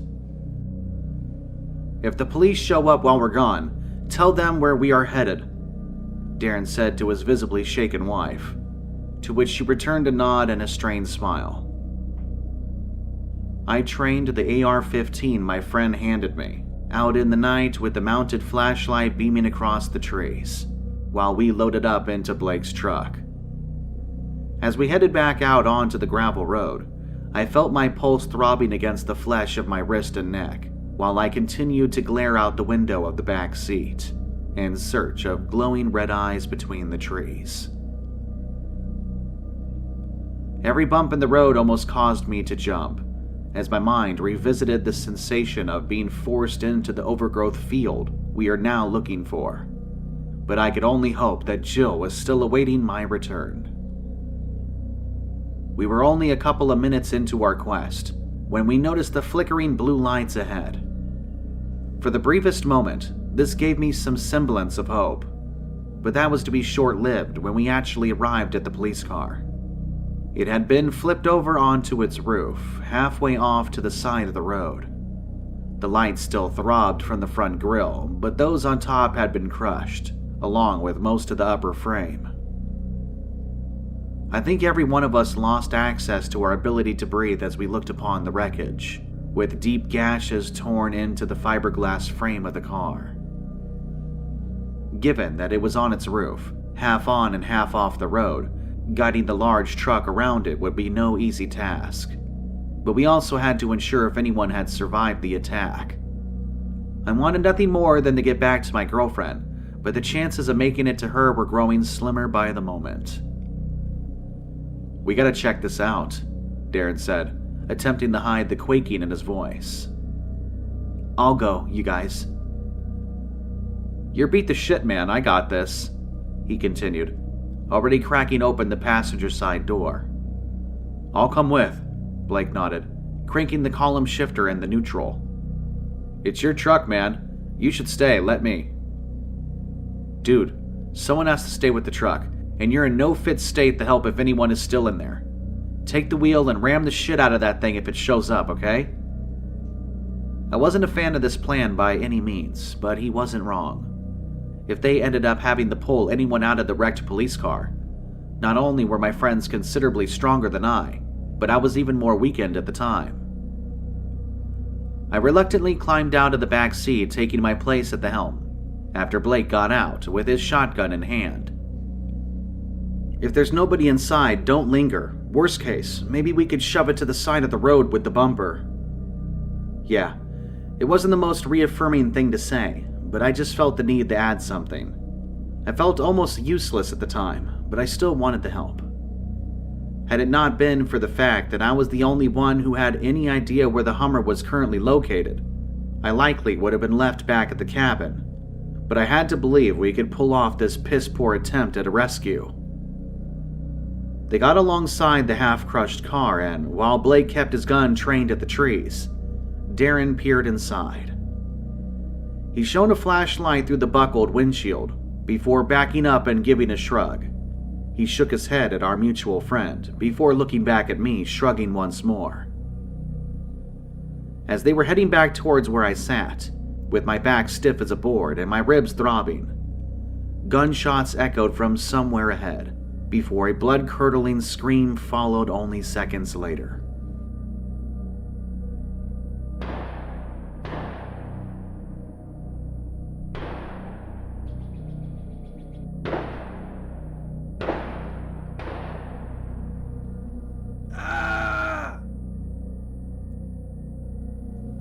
The guy sprinted back to the truck while I slid out, to leave the driver's seat vacant for its pilot. Without a word, Blake pushed the pedal down, ramming his bumper against the overturned car.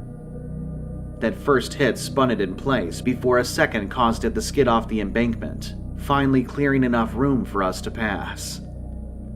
We didn't waste any time before speeding in the direction from where the scream still lingered in the air. Though we did not speak a word, as we were all in a similar state of reluctance and fear. Were it not for the fact that we had nowhere else to go but back to the cabin, I'm sure we would have not felt the urge to seek out the source of the gunshots. Unfortunately, we knew this was leading us straight back to the belly of the beast, while hoping not literally so. I think we all gasped at the same time when the headlights shone across the body that was laying in the middle of the graveled road. Well, what remained of the body anyways. Blake slammed on the brakes, causing the heavy truck to almost slide right into the mutilated torso of what once was an officer of the law. Given the fact that all that was left of the poor bastard was the upper half of his body, a grizzled and torn left arm, and a head that no longer had a jaw attached, we would have done no more harm to the guy if we had skidded the tires right across him. Somehow, I think the sounds of the remains crunching and cracking under the wheels would have made each and every one of us lose the meals we were collectively fighting to keep in our guts at that time. Blake was heaving for breath, while Darren shook his head from side to side, muttering under his breath words I couldn't make out. "We need the move, man," I said, trying to snap my friend out of his seemingly frozen state. "Blake, we need to..." My words were cut short by something heavy landing on the bed of the truck, causing the back tires to burst under its weight.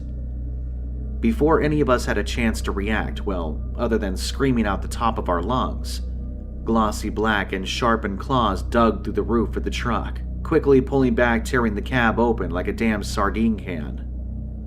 Without a word, each of us threw open our doors, running for the woods on either side, with the echoing gargled howl wailing out from behind.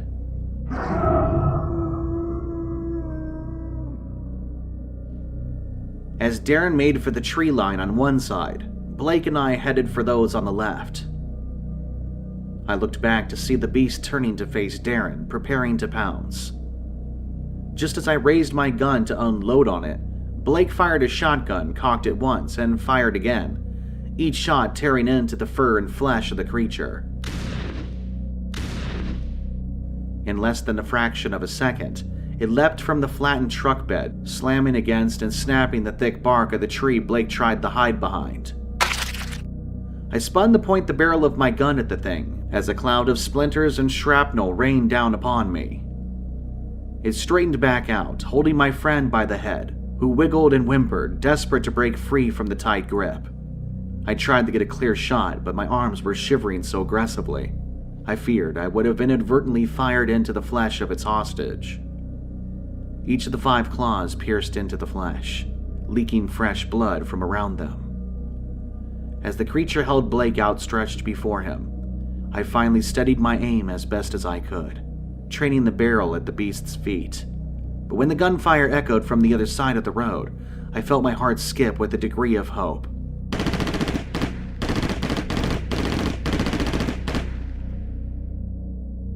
Darren landed a number of bullets into the beast, but his assault was cut short as blood spurted from the immense hand which held Blake by the head, before he was launched towards Darren, flattening both of them to the ground beside the tree line. There was a brief moment of relief when I saw Blake meet Darren by the bumpy ground beside the tree line. Of course, that feeling did not last long, before I turned my eyes back to the crushed and dismembered head, still firmly held between the monster's clawed fingers. While I stood there, rooted to the ground, staring blankly up at the beast, I finally took in the sight of what I was sure would be the last thing I would ever see in this life. It stood at least 10 feet tall on its hind legs, though I wasn't always the best judge of such things. The entirety of its bulky and muscular body was lined in a thick black fur, but I could still make out the wide, pulsing veins across its enormous arms. Its head was similar to a wolf or a dog, but far more sinister in its features. Furrowed and wrinkled brow, drooling mouth filled with sharp yellow teeth, dripping from the same shade of ruby red that spilled onto where Blake's head used to be connected to his neck, with half of what looked to be a spine dangling from it. It stood on equally as bulging legs as its arms, but they were far more animalistic than its upper half, which were far more human in its contours. The scarlet glow from the creature's eyes carved into the darkness, accentuating its feral expression, making it appear even more ravenous as it stared me down. Its entire body flexed with every deep inhale and exhale, making it appear as though it was quite ready to enjoy the fresh meal that trembled before it. As it glared down at me, I collapsed to the ground with the realization my life was about to end, causing my legs to feel weakened and numb. I stared up to meet the beast's eyes, filled with that illuminated fury, and I knew I would never see the world outside these woods again.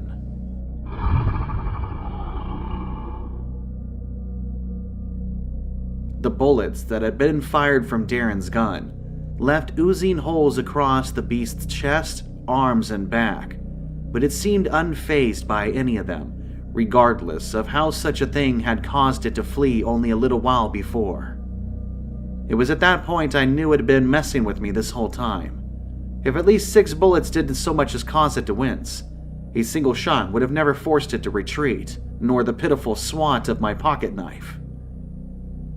I looked over to my friends, one of whom had already fallen to this horrendous creature, and the other seemingly passed out beside him. I hoped he was just sleeping it off anyway.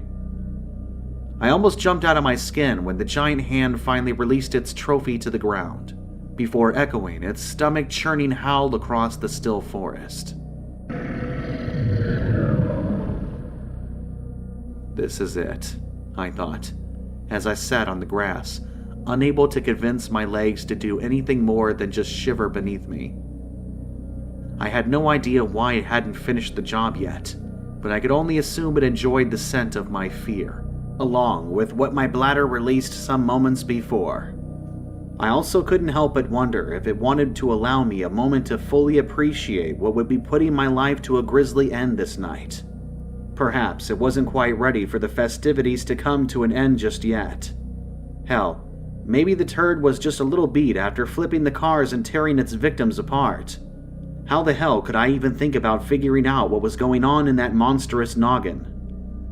I could feel rage setting in, both at which he had done to my friend, as well as the torment it had put me through. Yes, I was screwed and I knew it, but I would be damned if I was just going to sit there and take it. Sure, this was likely to end only one way, with my own blood blending into the crimson puddles that lined the road and grass. But I had one goal in mind at the time, one simple thing I wanted to accomplish before I coughed out the blood from my own strewn-apart chest cavity. I wanted to take at least one of those glowing eyes from the beast, maybe even both if I had the strength left before the end. As I slowly lifted myself from the ground, my enemy hunched over slightly, seemingly in preparation to pounce. My heart was jackhammering again, but I had achieved a certain degree of resolve, now that I have accepted my fate, so I wasn't about to back down. It actually looked a little startled when I began the charge towards it, lifting my gun to unleash another assault of gunfire into its fur-lined flesh. It roared out while crunching down before leaping into the air upwards and towards me. I didn't let up on my attack, training the barrel of my gun on him as he soared through the night air right at me. Having kept it in my sights the whole time, I managed to jump to one side before it slammed hard into the ground, burying its clawed paws into the dirt. I still won't stop, not until the clicking of the trigger signifies I had spent my load, causing an all too familiar panic to reawaken within me. Yes, I had riddled the beast with holes, each of which leaked and squirted darkened fluids across the matted fur, but I hadn't even remotely slowed it down. Once more I got to my feet, still wielding the empty gun like a worthless shield, before sprinting towards the snarling beast again. As soon as I got close enough, I swung the stock of gun right at it, managing to catch it across its jaw. It gave a satisfied yelp before it swatted at me with its oversized claws outstretched, tearing through the flesh in my shoulder like a hot knife through butter. I screamed more from the sound of the deep gashes being carved into my tissue, as the wound itself went numb almost immediately, as did the feeling in the fingertips of my left hand. I attempted to raise the arm, but could barely get it to twitch, let alone move. The blood gushed from the 4 deep rips, which had surely torn through tendons and arteries alike. If nothing else, I thought, maybe I'll bleed to death before I get shredded to ribbons. I gave an exhausted chuckle while backing away from the beast, who still had my blood and skin pasted to its fingers. It stalked towards me, with its claw outstretched as though it sought to rub it in my face that it had cut me deep. I still continued my lifeless giggle, while feeling around behind me with my one functioning arm, hoping to be able to guide some sort of path of escape. When my back followed my fingers against a tree, I laughed harder than before, as the madness of my own impending death caused my mind to shatter. The beast cocked its head to one side, stopping in place to glare at me. It appeared to be studying me, as though it had never observed such a reaction from any of its prey. "Just do it, you piece of shit," I said through gritted teeth, in between my pointless laughs. Naturally, the beast ignored my words, though it crouched down onto all fours to face me directly. It still wore that furrowed and seemingly angered brow, but those glowing red eyes peered into mine as though it was curious in some way. As we gazed upon one another, I felt my own brow wrinkle, while I allowed the smile to widen across my face. Yes, I was certain my bloody demise was only moments away, but the bastard didn't even realize it had given me a chance to achieve my one final goal. I tilted my own head this time, hoping to let my face be commented to the monster's memory, before I quickly carved a pocket knife directly into its right eye. It felt as though it had popped in the attempt to force it deeper, hoping to pierce right into its damn brain pan. Darkened, pus-like fluid spewed across my hand, while its squealing howl shrieked out from its gaping maw. It jerked back, before swatting at me again, sending me soaring across the air against the bark of yet another tree. The impact caused my head to spin, while the shrill wail of the beast caused my stomach to empty everything I had consumed over the past few days. It was a sound unlike anything I had ever heard, or even could hope to describe with any degree of accuracy. I was only vaguely aware of the new injuries from the collision with the thick trunk, while I retched across the forest floor. I attempted to hold my body up with my one good arm, feeling as though it was filled with gelatin more than bone, while lifting my head to glance back towards where I had fled from. The beast had rolled onto its back, clutching its enlarged hands over the spewing socket. I took the opportunity to force myself back to my trembling legs once again, before weaving in and out between and around the trees of the dense woods. I could feel my body weakening, and I was in far more pain than the shock would allow me to admit, but I still had to attempt to track down where I left my girlfriend. I was still certain I would not survive this, especially with my body growing colder by the second, likely due to the amounts of blood that still leaked from my shredded shoulder, but I had to reach her. Had I the slightest ability to second-guess my actions at the time, I may have realized that if I should find her, I would have likely led the creature right to her, but my common sense had spurted from my open wounds, as much as whatever life force I had left. As I continued my escape, I pulled off my belt, wrapping it around my ruined shoulder. I bit down in the attempt to muffle my scream. As I tightened the leather down, though I had little doubt about the beast could still smell my blood and piss-soaked jeans, even if I could remain silent. It wasn't until the trees gave way to that wide and open field again that I knew my time was running short. I had still been aware of the moans and whines of the beast as I sped away from it, but those agonizing sounds were now replaced by noises filled with pure and exhilarated rage. If I had had anything left in my stomach or bladder, the splitting and shattering wood a ways behind me would have caused every ounce of it to spray across the long grass. I still kept pushing forward, refusing to look back, until I heard one last tree topple to the ground, only some feet behind me. I finally stopped in place, realizing I was at the end of my journey, while I felt whatever blood I had left drain from my face. I turned to see the behemoth standing directly at the tree line, panting heavy breaths while staring me down with its only functioning eye. I can't exactly say its facial expressions were in any way relatable, but there was nothing short of pure hatred etched across the one I stared into. I clenched my fists, preparing to face the inevitable as the thing took long strides on its hind legs towards me. My heart was in full panic mode, feeling as though it was fit to burst, but I knew there was no point in running. I did enough, I thought, as I allowed a smirk to reach across my lips, while gazing into the lone red glowing eye. I even chuckled again, but it didn't pique the curiosity of the creature this time. It just kept drawing closer, hunching over as it approached, spreading out the clawed fingers to strike the second the gap was close enough. "I left my mark on you, you piece of shit," I said, smiling wider and more maniacal. "How's that lack of depth perception treating you?" I shouted, laughing like a madman. "That's right, buddy boy. You'll never forget my sorry ass, will you?" It released a high-pitched snarling howl that almost turned my hair white, damn near causing my legs to give out beneath me again, but I stood my ground.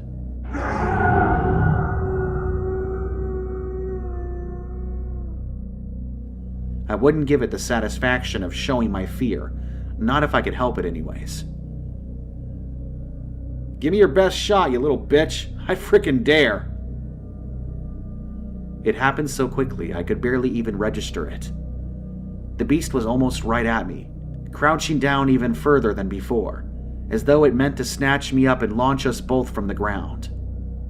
When I heard the explosion sounds of multiple gunshots in succession, I almost thought it was my own eardrums rupturing from my head being crushed at first.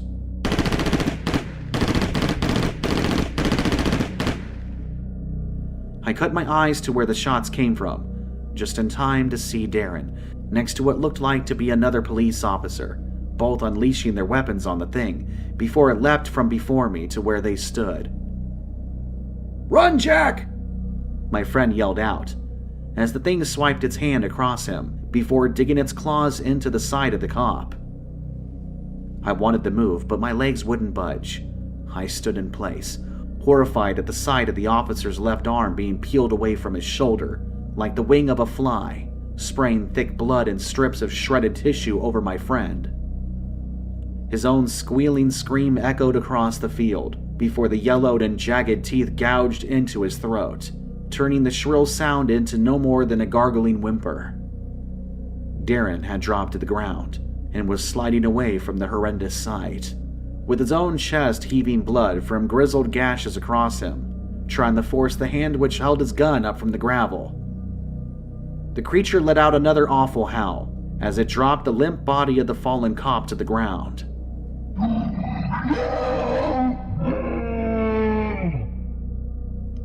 The fresh corpse made a moistened slapping sound when it hit, which finally allowed me to take control of my legs again. I ran towards the road, as the beast stalked towards my friend. It appeared in no hurry to get him, as it had left Darren quite the mess already. It almost looked as though it was taunting him, snapping its jaws and growling as it drew closer. Time slowed around me as I approached the road, while the monster reached down to pull my friend from the ground. I was only vaguely aware of the new sounds at first, as the only thing I could focus on was the large, fur-lined hand wrapping around both Darren's legs as it lifted him from the gravel. I could hear my friend screaming his own tormented howl, while the beast tightened the fist which held the twin shins, crushing the bones into a fragmented pulp. I cut my eyes across the road in search of the gun the cop had been discharging in the horrendous monstrosity, when a flickering stream of blue lights brought my attention back to the real world. The growing sound that accompanied my friend's anguishing screams was that of multiple sirens drawing closer by the second.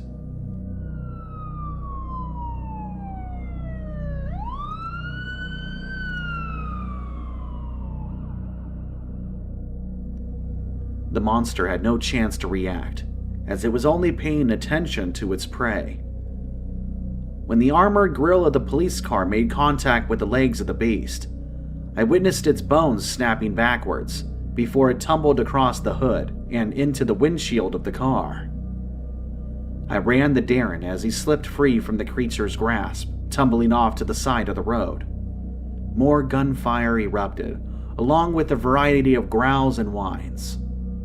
There were tearing sounds of both cloth and something leather-like being sliced through, but it all faded away into the background as I sped to Darren's side.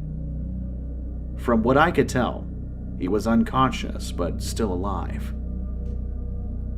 The 4 gnarled rips across his chest and stomach were gushing blood, and his legs hung limp to each side below the knee. But I did whatever I could to shield him from the battle being waged on the road. Over the course of what felt like minutes, the sounds of war, anguishing screams, and guttural growls thinned out to only moans and whimpers. Voices called out to one another in and out of radios, while I felt a blanket being draped over my back. I don't know how long I just sat there with my mind reeling from the shock of the night's events, while the paramedics worked on doing what they could for Darren. More vehicles were lining up behind those who initially arrived at the scene, but it was all a blur to me. That was until I finally remembered why we came out here in the first place. Without as so much as speaking a word to any of the police or medics, I charged back towards to where I hoped the wrecked Humvee was still resting. Some voices called out from behind me, but I wouldn't stop. I had to get to her. I had to know if she was still there. It took little time to arrive back to the large SUV, still partially wrapped around the thick tree. The fact that we had been this close this whole time caused my heart to race once more. As soon as I got there, I slammed my hand against the hood before attempting to crawl back through the busted-out windshield. "Jill, baby, I'm here. Please tell me." I don't know if the sight of her raising her own hand out from behind the driver's seat as I pulled myself through the opening made my heart settle more, or beat even harder. As soon as I wrapped my fingers around hers, her beautiful face peered out next to it. "Are you okay?" I asked, still heaving for breath. While an officer and a medic gently pushed me to the side to help her out of the buckled vehicle, she just nodded with tears leaking down her face. She cut her eyes to my blood-soaked shoulder and then back to mine. "Are you okay?" I am now."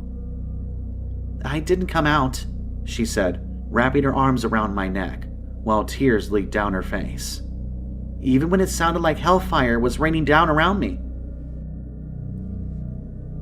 Like I said at the beginning, it's only been a few days since that night, and I still don't quite have my mind right. My shoulder is still pretty messed up, but my doctor is pretty confident I can at least get partial mobility back. I got to come back home yesterday, and Jill and I are already talking about moving in together soon.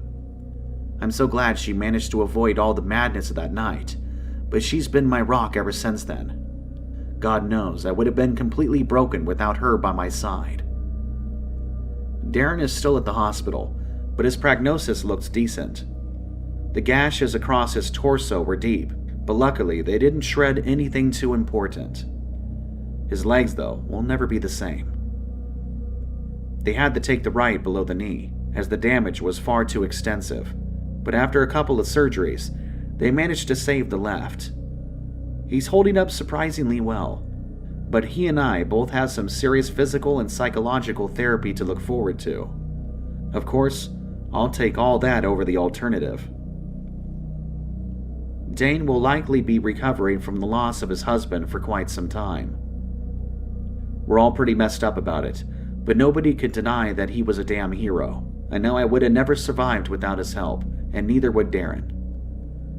Blake was a good man, and I don't think I will ever forget him. But I truly hope that Dane will see the other side of these hard times.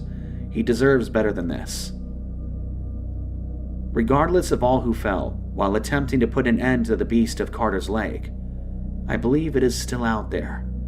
The battle was brutal, claiming the lives of a total of 4 officers, while leaving several more with scars that will never fade.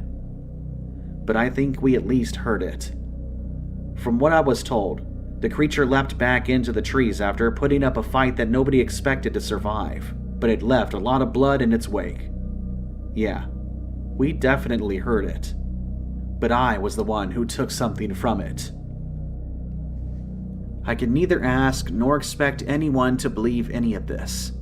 There was no reports of what took place out in those woods that night, and some government officials had made us sign some non-disclosure forms, while practically swearing on a stack of Bibles that we would never speak a word about what we saw. But I've never been such of a religious man.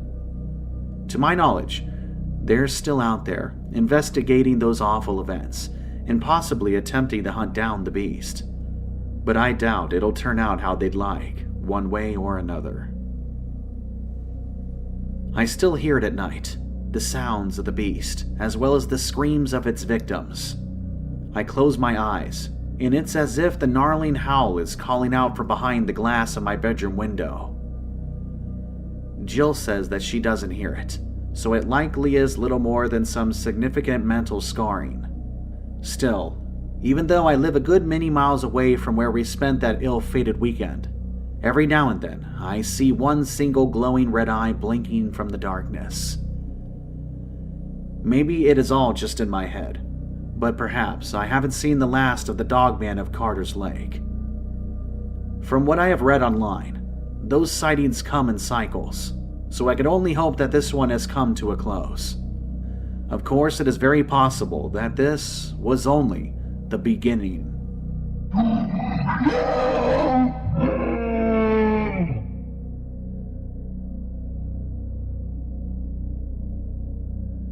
I worked out in Wyoming in the middle of nowhere at a large oil refinery back in the 80s. The plant I worked at, we used to do a lot of refining of oil, so the plant was rather large and well lit. It was impossible to miss at night. There was one road in and one road out to get to the plant. The rest of the land nearby was just dirt and brush. My job alternated who had to work the graveyard shift, since no one ever did, since people would report werewolves and other creatures just outside of the plant. When I first started working there, I actually volunteered to work the graveyard shift. Not only did I get extra pay, but I also wanted to see these werewolf-like creatures around the plant. I pulled into the plant around 7:30 with excitement. It was just the last few minutes of daylight before the sun had just completely set. We had to park in the gravel lot about a few hundred feet away from the plant. This was due to the plant needing to have large oil rigs to be able to pull in and out with ease, so we had to park far away. The plant illuminated by the night sky, which provided light around the plant just shy of the parking lot. My shift ended at 6 p.m. while it was still dark, so I would have to make a long walk from the well-lit plant into the darkness of the light. I clocked in and began earning my time and half that the company offered since no one else wanted to do this shift. The plant was most empty except for a small skeleton's crew that just watched over some of the machines to make sure nothing blew up. Time seemed to crawl by and I didn't notice anything different from working in the day. The machines were loud and I wasn't able to hear anything while inside the plant. During my first smoke break, I went outside to the designated smoke area near the parking lot and lit a cigarette, almost completely forgetting about the creature at the night. The noises from the plant were still audible, but not as nearly as loud. As I was smoking, I noticed what looked to be a set of green eyes off in the darkness of the night. Jeez, is this what all the hype was about? It looked like your average deer or coyote that were a dime a dozen in Wyoming. Thanks for the easy money, I yelled out at the supposed werewolf deer. How are these guys so afraid of nature, I thought. Talk about a big group of sissies. My break was almost up, and I was just finishing my last cigarette when I heard, "Thanks for the easy money," coming from the glowing green eyes in the darkness. My ears perked up, and I looked out at the eyes. They were closer, but still not within the light of the plant. I seriously considered going out there to to see which a-hole coworker was giving me a hard time, but my break was up now. I also began to feel this weird feeling of being watched by more than one creature. I threw out my smoke and hurried inside. Once inside, the feeling stopped and I felt foolish. I told one of the night managers that he had to do better to scare me. He seemed confused and asked what had happened. I told him that someone was trying to scare me while I was out on my smoke break. He looked up from his paper and repeated what I had said. "Someone spoke to you from out in the darkness," he asked. "I know you're just trying to give me a hard time and it won't work." The manager grabbed a walkie and called over the security to where I was smoking. "You didn't speak to it, right?" he asked concernedly. I lied since I began to feel more nervous about the situation and said no. He seemed to lighten up a bit and warned me to never speak to it or acknowledge it. "They cannot come inside the light unless you speak to it. That's what the lights are for. But don't tell anyone I told you that." I began to feel a sinking feeling in my stomach. I knew I messed up, but I didn't want to expose my lie to the manager. I went back to work, hoping that yelling at whatever it was out there wouldn't be a big deal.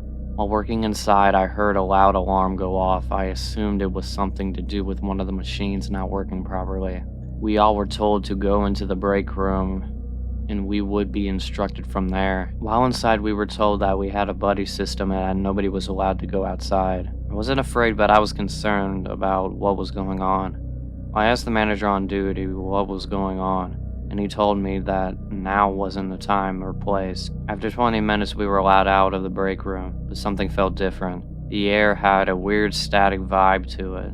I instinctively felt on edge, as if I were about to be attacked at any moment, and I needed to defend myself. The rest of the evening continued as normal, except we were not allowed to go out for smoke breaks. This annoyed me, but I was also pretty spooked from earlier with whatever it was outside. My shift eventually ended around 6 a.m. and the sun was about to rise. I made sure to wait until 6:30 when the sun began to rise before I made my way out to my truck. That was my last time doing the graveyard shift at the plant again.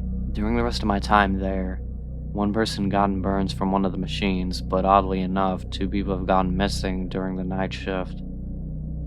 Some people think that they arrived at work drunk and got lost once on break, but others think that something more sinister happened to them.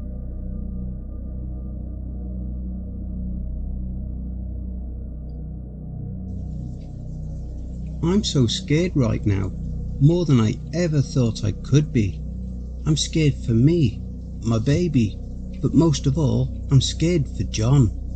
It's been 2 days now, and I still haven't seen or heard from him. I've tried asking the guy at the front desk if he's heard from the ranger, but nothing. God, wherever you are, John, please be okay. It all happened so fast. One moment, everything was peachy keen, snuggled up under the nice soft blankets, fast asleep for once. Something that doesn't happen too often when 2 months pregnant. Expecting at any moment to feel John's firm yet gentle arms embrace me, letting me know that he was home from another night in the woods. 2 nights ago, however, I was violently shaken awake. "Loretta!" It was dark and I could barely register his voice. "Loretta!" This time he barked my name a little more abrasively, causing me to jolt a bit. "Huh? Come on, honey, we have to go. Now!" I could tell by now that something wasn't right. He'd never spoken to me like this before, and I could hear him breathing heavily. When I turned over and clicked on the light, my heart damn near stopped dead.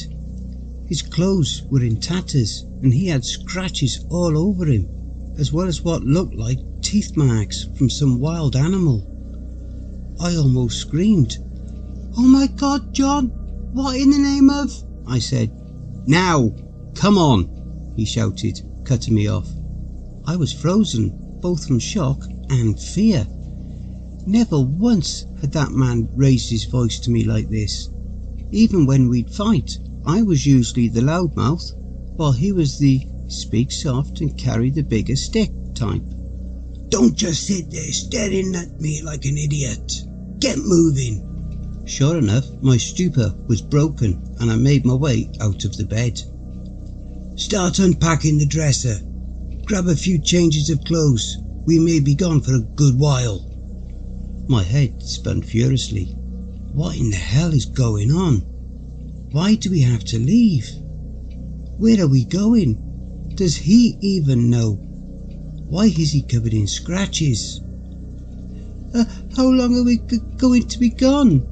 I finally managed to stammer out, panicked and still somewhat half asleep. He rubbed his face and said through his palms, God, I don't know. Just come on, get moving. I shambled to the dresser as he stomped down the hallway. I started opening the drawers and slowly pulling out the neatly folded clothes and setting them on the bed. Soon he returned with our vacation suitcases. Here, just throw them in, he said, snatching a handful and tossing it haphazardly into the suitcase.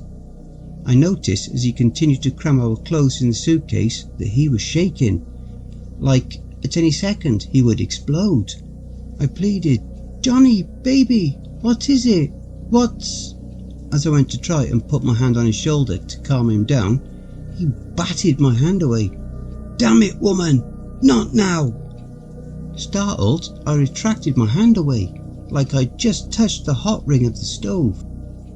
He looked at me like he'd just committed a murder. His eyes were bulging and were covered in large red veins. My eyes began to burn and I could feel tears filling them up. He winced and buried his face in his palms again. God, Loretta, baby, I'm so sorry. I could hear his voice shaking when he said that. Now the tears were in full swing, on top of the confusion as to why we had to leave in the dead of night like fugitives. Now I was petrified with thoughts of something out in the woods that's making my husband break down like this. Keep in mind, John Redwood was not one to frighten easily. For starters, the man was built like a lumberjack, almost all muscle too. He was also very much an outdoorsman, always spending most of his downtime in the woods. It was half the reason we even bought this house in the mountains of Jackal's Peak. Now, add in the fact that he's almost a full-time bouncer at the nearby tavern, especially known for dealing with the larger sized patrons who became unruly, and you'd see how chilling it was seeing him in that moment, utterly terrified for dear life.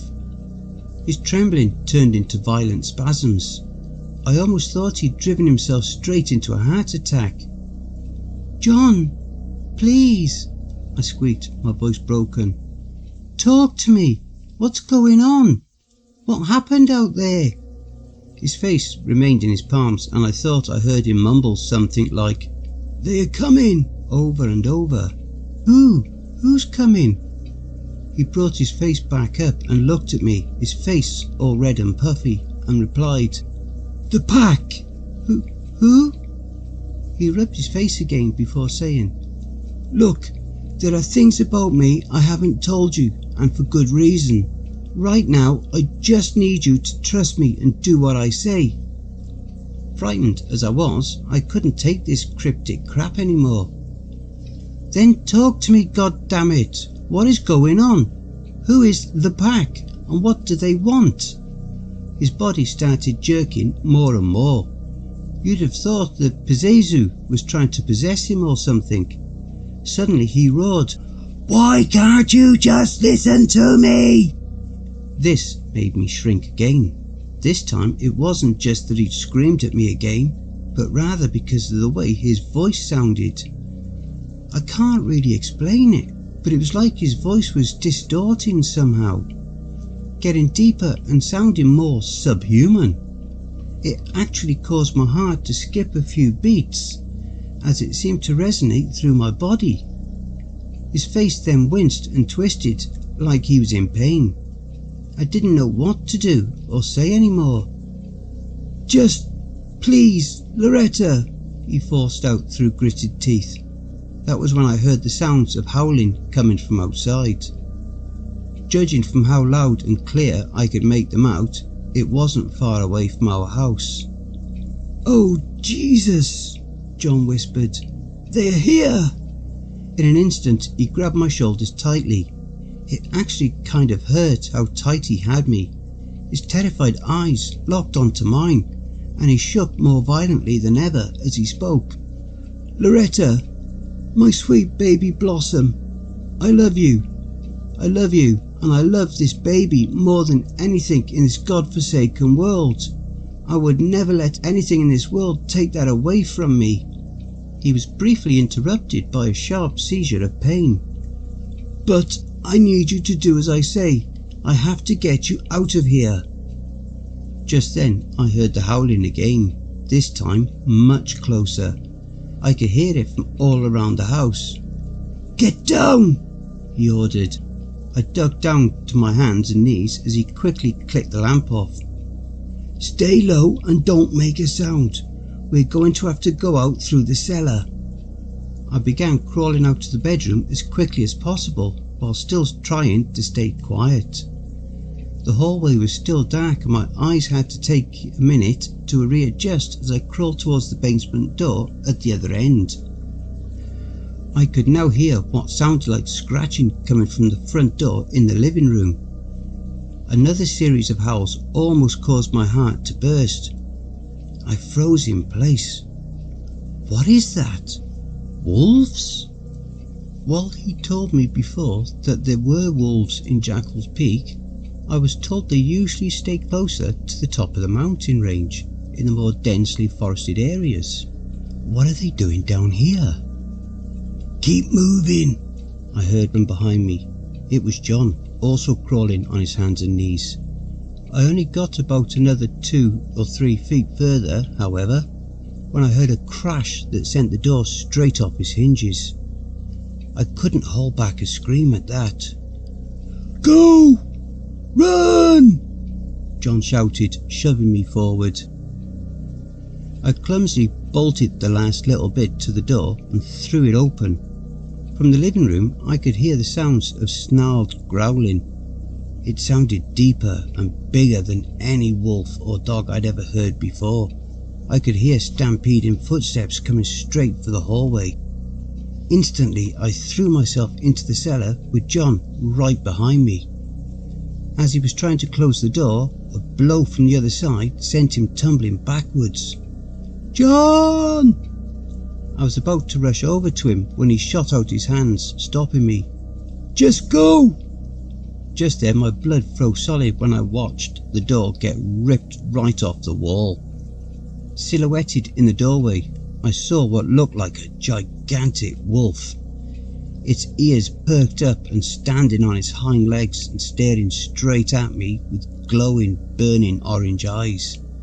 It was huge, standing at least 7 to 8 feet tall, covered with pitch dark fur with long, lean, muscular arms and a vulpine muzzle with long, jagged teeth. Soon another just like it joined its side before simultaneously howling to the air. This time it was almost deafening and I think I actually felt my eardrums pop. "I said run! Now!" His voice was further distorted now.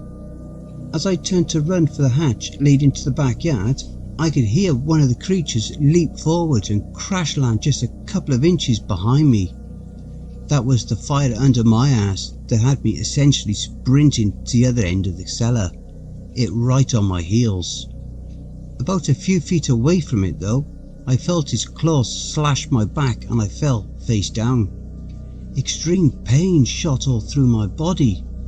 More than that, however, I was worried that I may have hurt the baby with my fall. Unfortunately, I couldn't think about any of that because the next thing I knew, I felt it grab my ankle and drag me backwards. I almost tore out my nails feebly trying to keep from being pulled towards the beast. It was no use though. Even as skinny as it looked, it was strong. Enough so that when it dragged me close enough, it was able to hoist me up one-handed by my right leg. It brought me right up to eye level before bursting out a terrifying roar in my face. I squirmed and tried frantically to kick myself free. Finally, as it unhinged its jaws, John bashed it over the head with a metal rod. The creature retracted, roaring and howling in pain, before hurtling me into the wall. I felt my ribs crack when I crashed into the wall. My vision started blurring as I tried to catch my breath.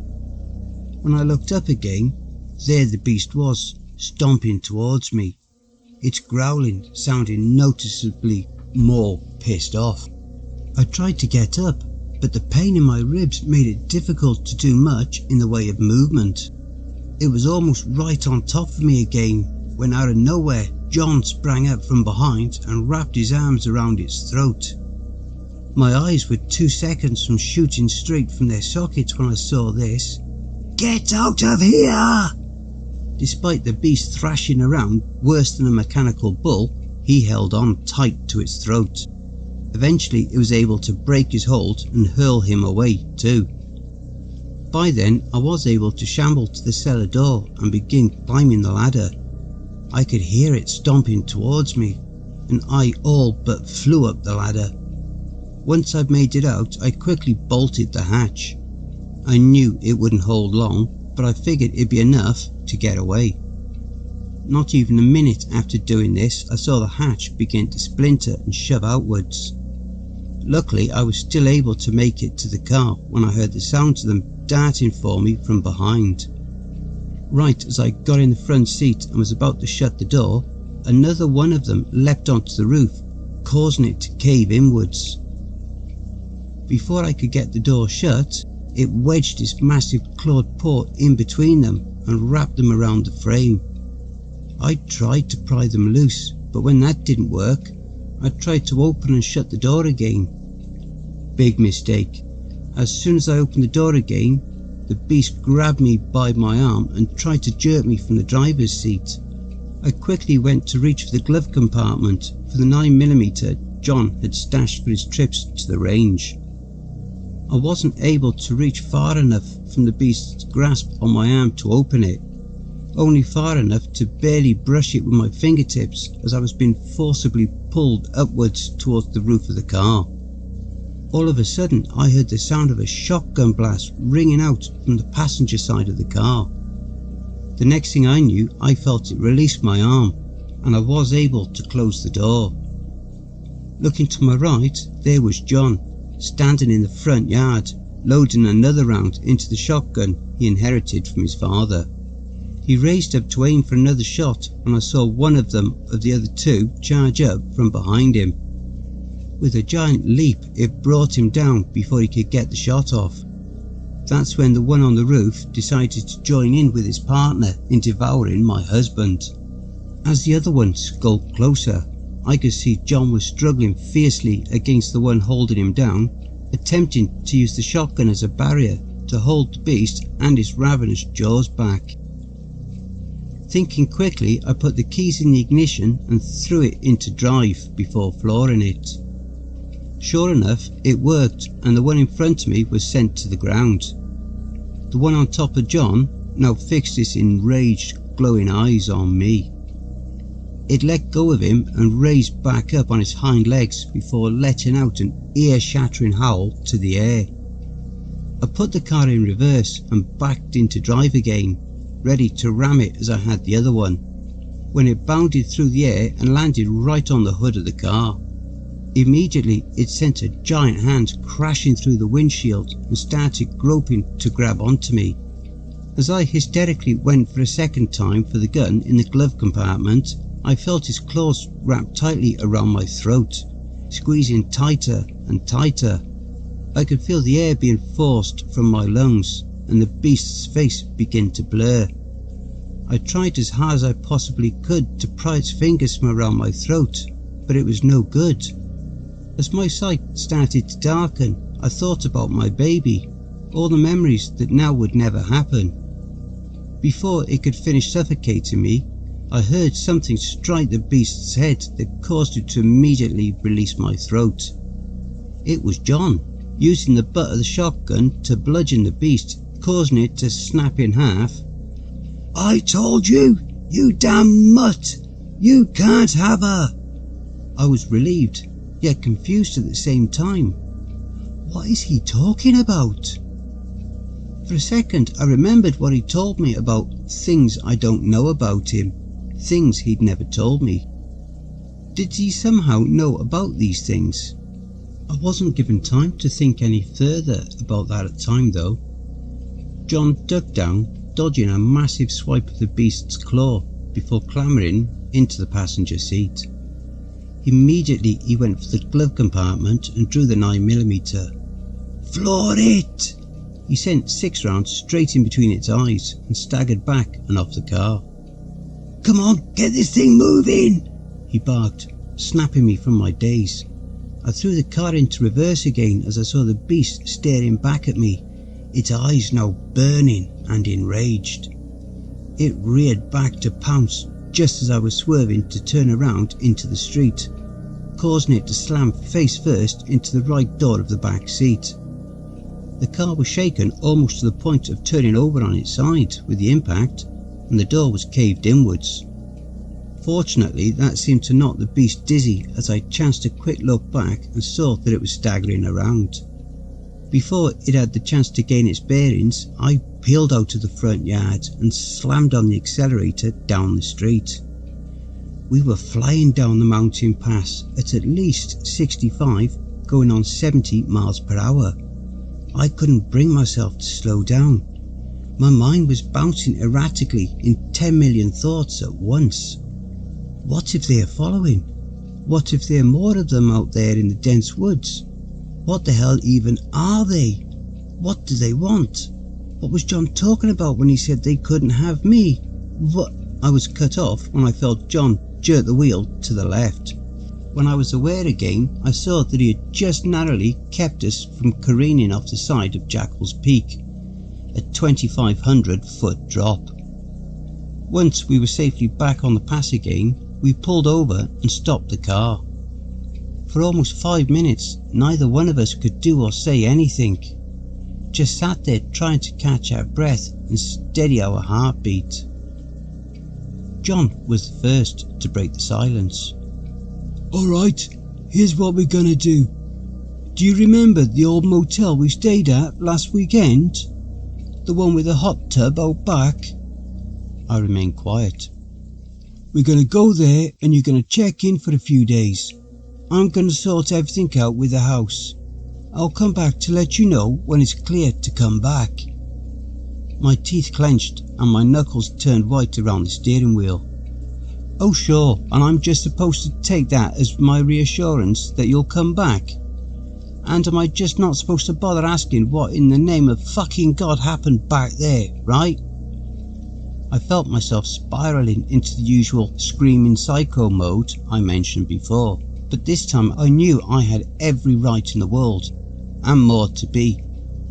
Judging from the sunken, solemn look in his eyes, I could tell he felt the same.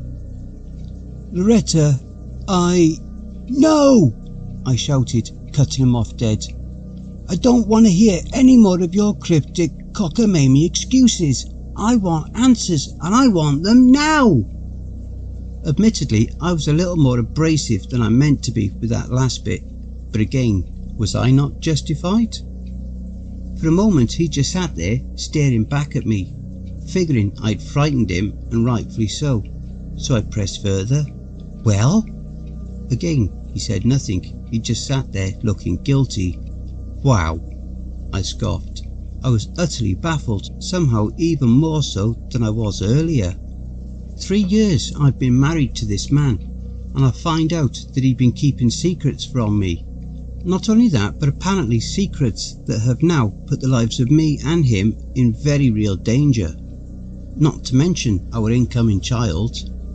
And now, to top it all off, he can't even have the decency to at least try and tell me what's going on. He opened the door and began to get out of the car. I nearly saw red. "Oh, and exactly where the hell do you think you're going?" Immediately I threw open the driver door and got out, stomping towards him. So that's just it. You're gonna just walk away.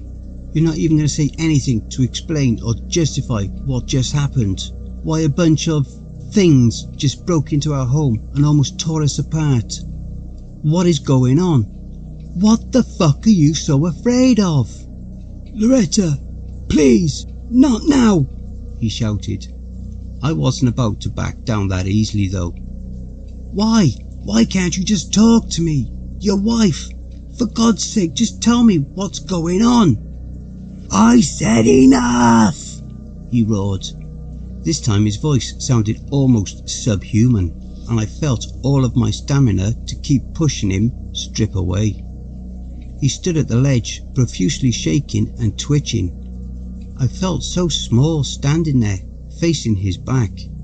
I felt the tears well up in my eyes again, and I couldn't help but to squeak out a small sob. Please, just listen to me, Loretta, he said in a shaking, almost completely growling voice. I watched as his body continued to convulse. I thought he was in the middle of a seizure or a stroke. John, I softly whimpered. I love you, baby Blossom, and I love our baby. I'm so sorry that it came to this. I never wanted to allow you to get hurt. I never wanted you to have a part of any of this. Of what? I cried. It felt like in 2 seconds flat I was going to end up dropping into a full-blown panic attack. I made an agreement a long time ago with the pack that people I loved, people like you, would be left alone if I brought them offerings. That's why I've been in the woods a lot. I stood there, jaw slack, in the middle of trying to fully register what he'd just said, while also trying to decide if he was telling the truth. It was easy at first, just a couple of small farm animals and woodland critters here and there. His body jerked so violently now that as he spoke I could see his knees shaking, threatening at any moment to buckle from beneath him. After a sharp groan of pain, he continued. Eventually it wasn't enough anymore. They kept wanting bigger and bigger morsels. Tonight they wanted me to offer them he hesitated, still spasming. A baby. I was now hopelessly lost and confused. What is he talking about? None of what he was saying was making sense to me. Or maybe it did, deep down, and I was just too afraid to admit it to myself then. I couldn't do it, he said, his voice shaking even worse now. I couldn't do it, and now they want to punish me by going after you. Another spasm caused him to finally fall to his knees. Instantly my instincts kicked in and I rushed over to him. That's when he looked back and bellowed in a now completely unrecognisable voice. No! Stay back! I once again stopped dead in my tracks. My heart almost stopped when I saw his eyes. They were now a pulsing, burning orange. Another series of the most violent jerks I'd ever seen before erupted throughout his entire body, causing him to seize and cry out in pain. For the next minute I watched frozen in terror as John's body seemed to break and reshape itself. I could hear bones breaking and his muscles somehow began to swell in size, tearing through his plaid shirt. Before too much longer I could see his face start to poke outwards and his nose deformed and reformed itself into what resembled the muzzle of a dog. His body began to be covered in thick silver hair, or fur. I was too frozen in terror to even scream. Once the metamorphosis was finished and John no longer looked like John anymore, it raised up on his hind legs before blasting an aggressive howl up to the night sky. The intensity caused me to collapse to my knees and press my ears as tightly as possible. When I opened my eyes again, whatever, was leering down at me, snarling and baring its long, jagged teeth. John, I squeaked, shuddering. Nothing. He just stood there growling at me like he was ready to pounce.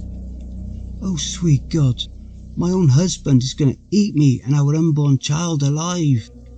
I slowly began stepping backwards towards the car. Just take it slow. It took a staggered step forward towards me before going down on all fours and continuing. For a second I froze, just waiting for him to leap for the kill. Johnny baby, please. I knew it was no use, but I couldn't help it. A very small part of me was still somehow expecting to wake up from this. I'd be woken up with the smell of pancakes, bacon and fresh coffee in the morning, and I'd rush down to the kitchen, squeeze John until he started to suffocate, like how I was earlier in the front yard, and we'd laugh all morning at such a weird dream. He crept closer and closer to me. When I started backwards again, something caught the heel of my foot and I fell. He was now right on top of me. I could feel its hot, snarled breaths in my face. When I saw him begin to unhinge his jaw, I closed my eyes, trying to picture me and him holding our baby, the family that'd never be. I love you, John. I opened my eyes just a bit. He was still in front of me. It almost sounded like he was trying to say something. That's when he started growling and lowered himself like he was about to attack. I still wasn't 100% sure I actually had heard him speak. Maybe it was still just wishful thinking, but that didn't keep me from obeying when I started hearing the growls coming from behind me as well. When I turned around, I saw that the other two from the house had somehow followed us and were closing in around me. I sprang up and darted for the car. I saw one of the others bound for me, attempting to cut me off. John caught it in the air and pinned it down. They began wrestling like two rabid dogs in a cage on the ground. The partner then charged full head towards me. I made it to the car and immediately turned the engine over. I hesitated for a moment and looked back to John. He was now on the ground with the other one biting at his throat. I almost wanted to try running it over again to try and help John, but that was when the other one jumped onto the roof of the car. I slammed the accelerator, started flying further down the pass. I tried swerving left and right violently to shake the beast off the roof of the car, but it had its claws anchored into it and I couldn't. I started to hear the grinding of its claws tearing into the metal. It was going to tear the roof off. Eventually, a really stupid idea formed in my head. It was almost certifiably suicidal, but it was the only thing I had. With a sharp jerk of the wheel, the car swerved over to the edge of the pass before hammering the brakes. Sure enough, this managed to actually throw the beast off and hurtle in over the edge, tearing half the roof clean off as it went. Front wheels were hanging off the edge. I quickly put the car into reverse and managed to inch my way back onto the pass. From there I made a beeline for the bottom of the mountain. I knew that I'd need at least to see a doctor, if not a surgeon, but to me that could wait. Right then I was more worried about John. I figured once I got to the motel I could maybe call the local rangers or the state troopers or something to send somebody out there for him. The road felt like it wouldn't end, despite the fact that I knew it actually only stretched for about another few miles from where I'd started from. A small wave of relief swept over me when I finally reached the turnoff, seeing the large bright green sign reading, "Welcome to Jackal's Peak." After that, the motel was just around the corner. I pulled into the empty parking lot, not even into an actual space, and stumbled drunkenly out of the car. It was completely quiet, but the lights in the lobby were still on. I still remembered the guy's face when he saw me. "Mom, are you okay?" His eyes looked like he was staring at a dead body, which to be fair, I probably didn't look far from it at the time. I need... Here, he said, getting up from his chair and walking towards me. Come sit down. He guided me over to the torn, beat-up sofa in the lobby. Just sit tight for a second. I've got a first aid kit here in the back. I was sitting down when I realised I didn't have my purse with me. I had no way of paying for a room. Not only that, but that also killed any ideas of calling for help, as my phone was also in my purse. I started to feel dizzy by this point from the way my head was spiralling. When he came back about 30 seconds later, first aid kit in hand, he asked me if he needed to call somebody. No, but could I use the phone? Sure, it's in the back. But why don't we get those cuts looked at first, eh? I nodded and he started treating my wounds. If you don't mind me asking, Mom, how'd you get so banged up?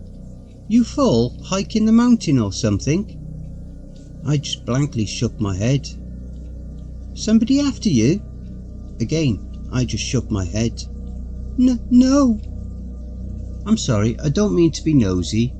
Just some pretty bad ones you've got here. He finished up before leading me to the phone in the back. Let me know if there's anything else I can do to help, he said before leaving me with the phone. The first thing I did was to call the local ranger station. To my luck, I was only on hold for a minute before the call was connected.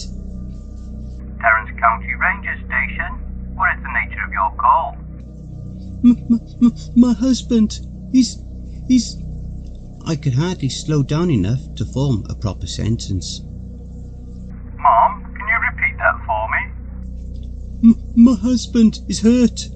He's stuck on the mountain pass. You have to send somebody out there. Alright, calm down, Mom. Can you tell me your name? I cleared my throat and told him my name. Loretta Redwood. He then asked me for John's name. John Redwood. And you said you last saw him somewhere on the pass? Yes, at the 30-mile marker. Please, sir, he's hurt. You gotta send somebody out there. He went on to ask me my current location and I gave him the name of the motel. He told me that he was dispatching a unit to me as well as one to the location I gave them before hanging up. 10 minutes later they showed up and took my statement. When they asked what it was that attacked us, I told them that it was a pack of wild coyotes. Surprisingly, they actually bought it, despite it being an extremely piss-poor lie. I declined their offer to be taken to the hospital. Like I said, I was fully aware that my wounds and the possible damage to the baby might have been severe. That said, something compelled me to stay put at the motel. He said he'd come back for me. Again, this was 2 nights ago.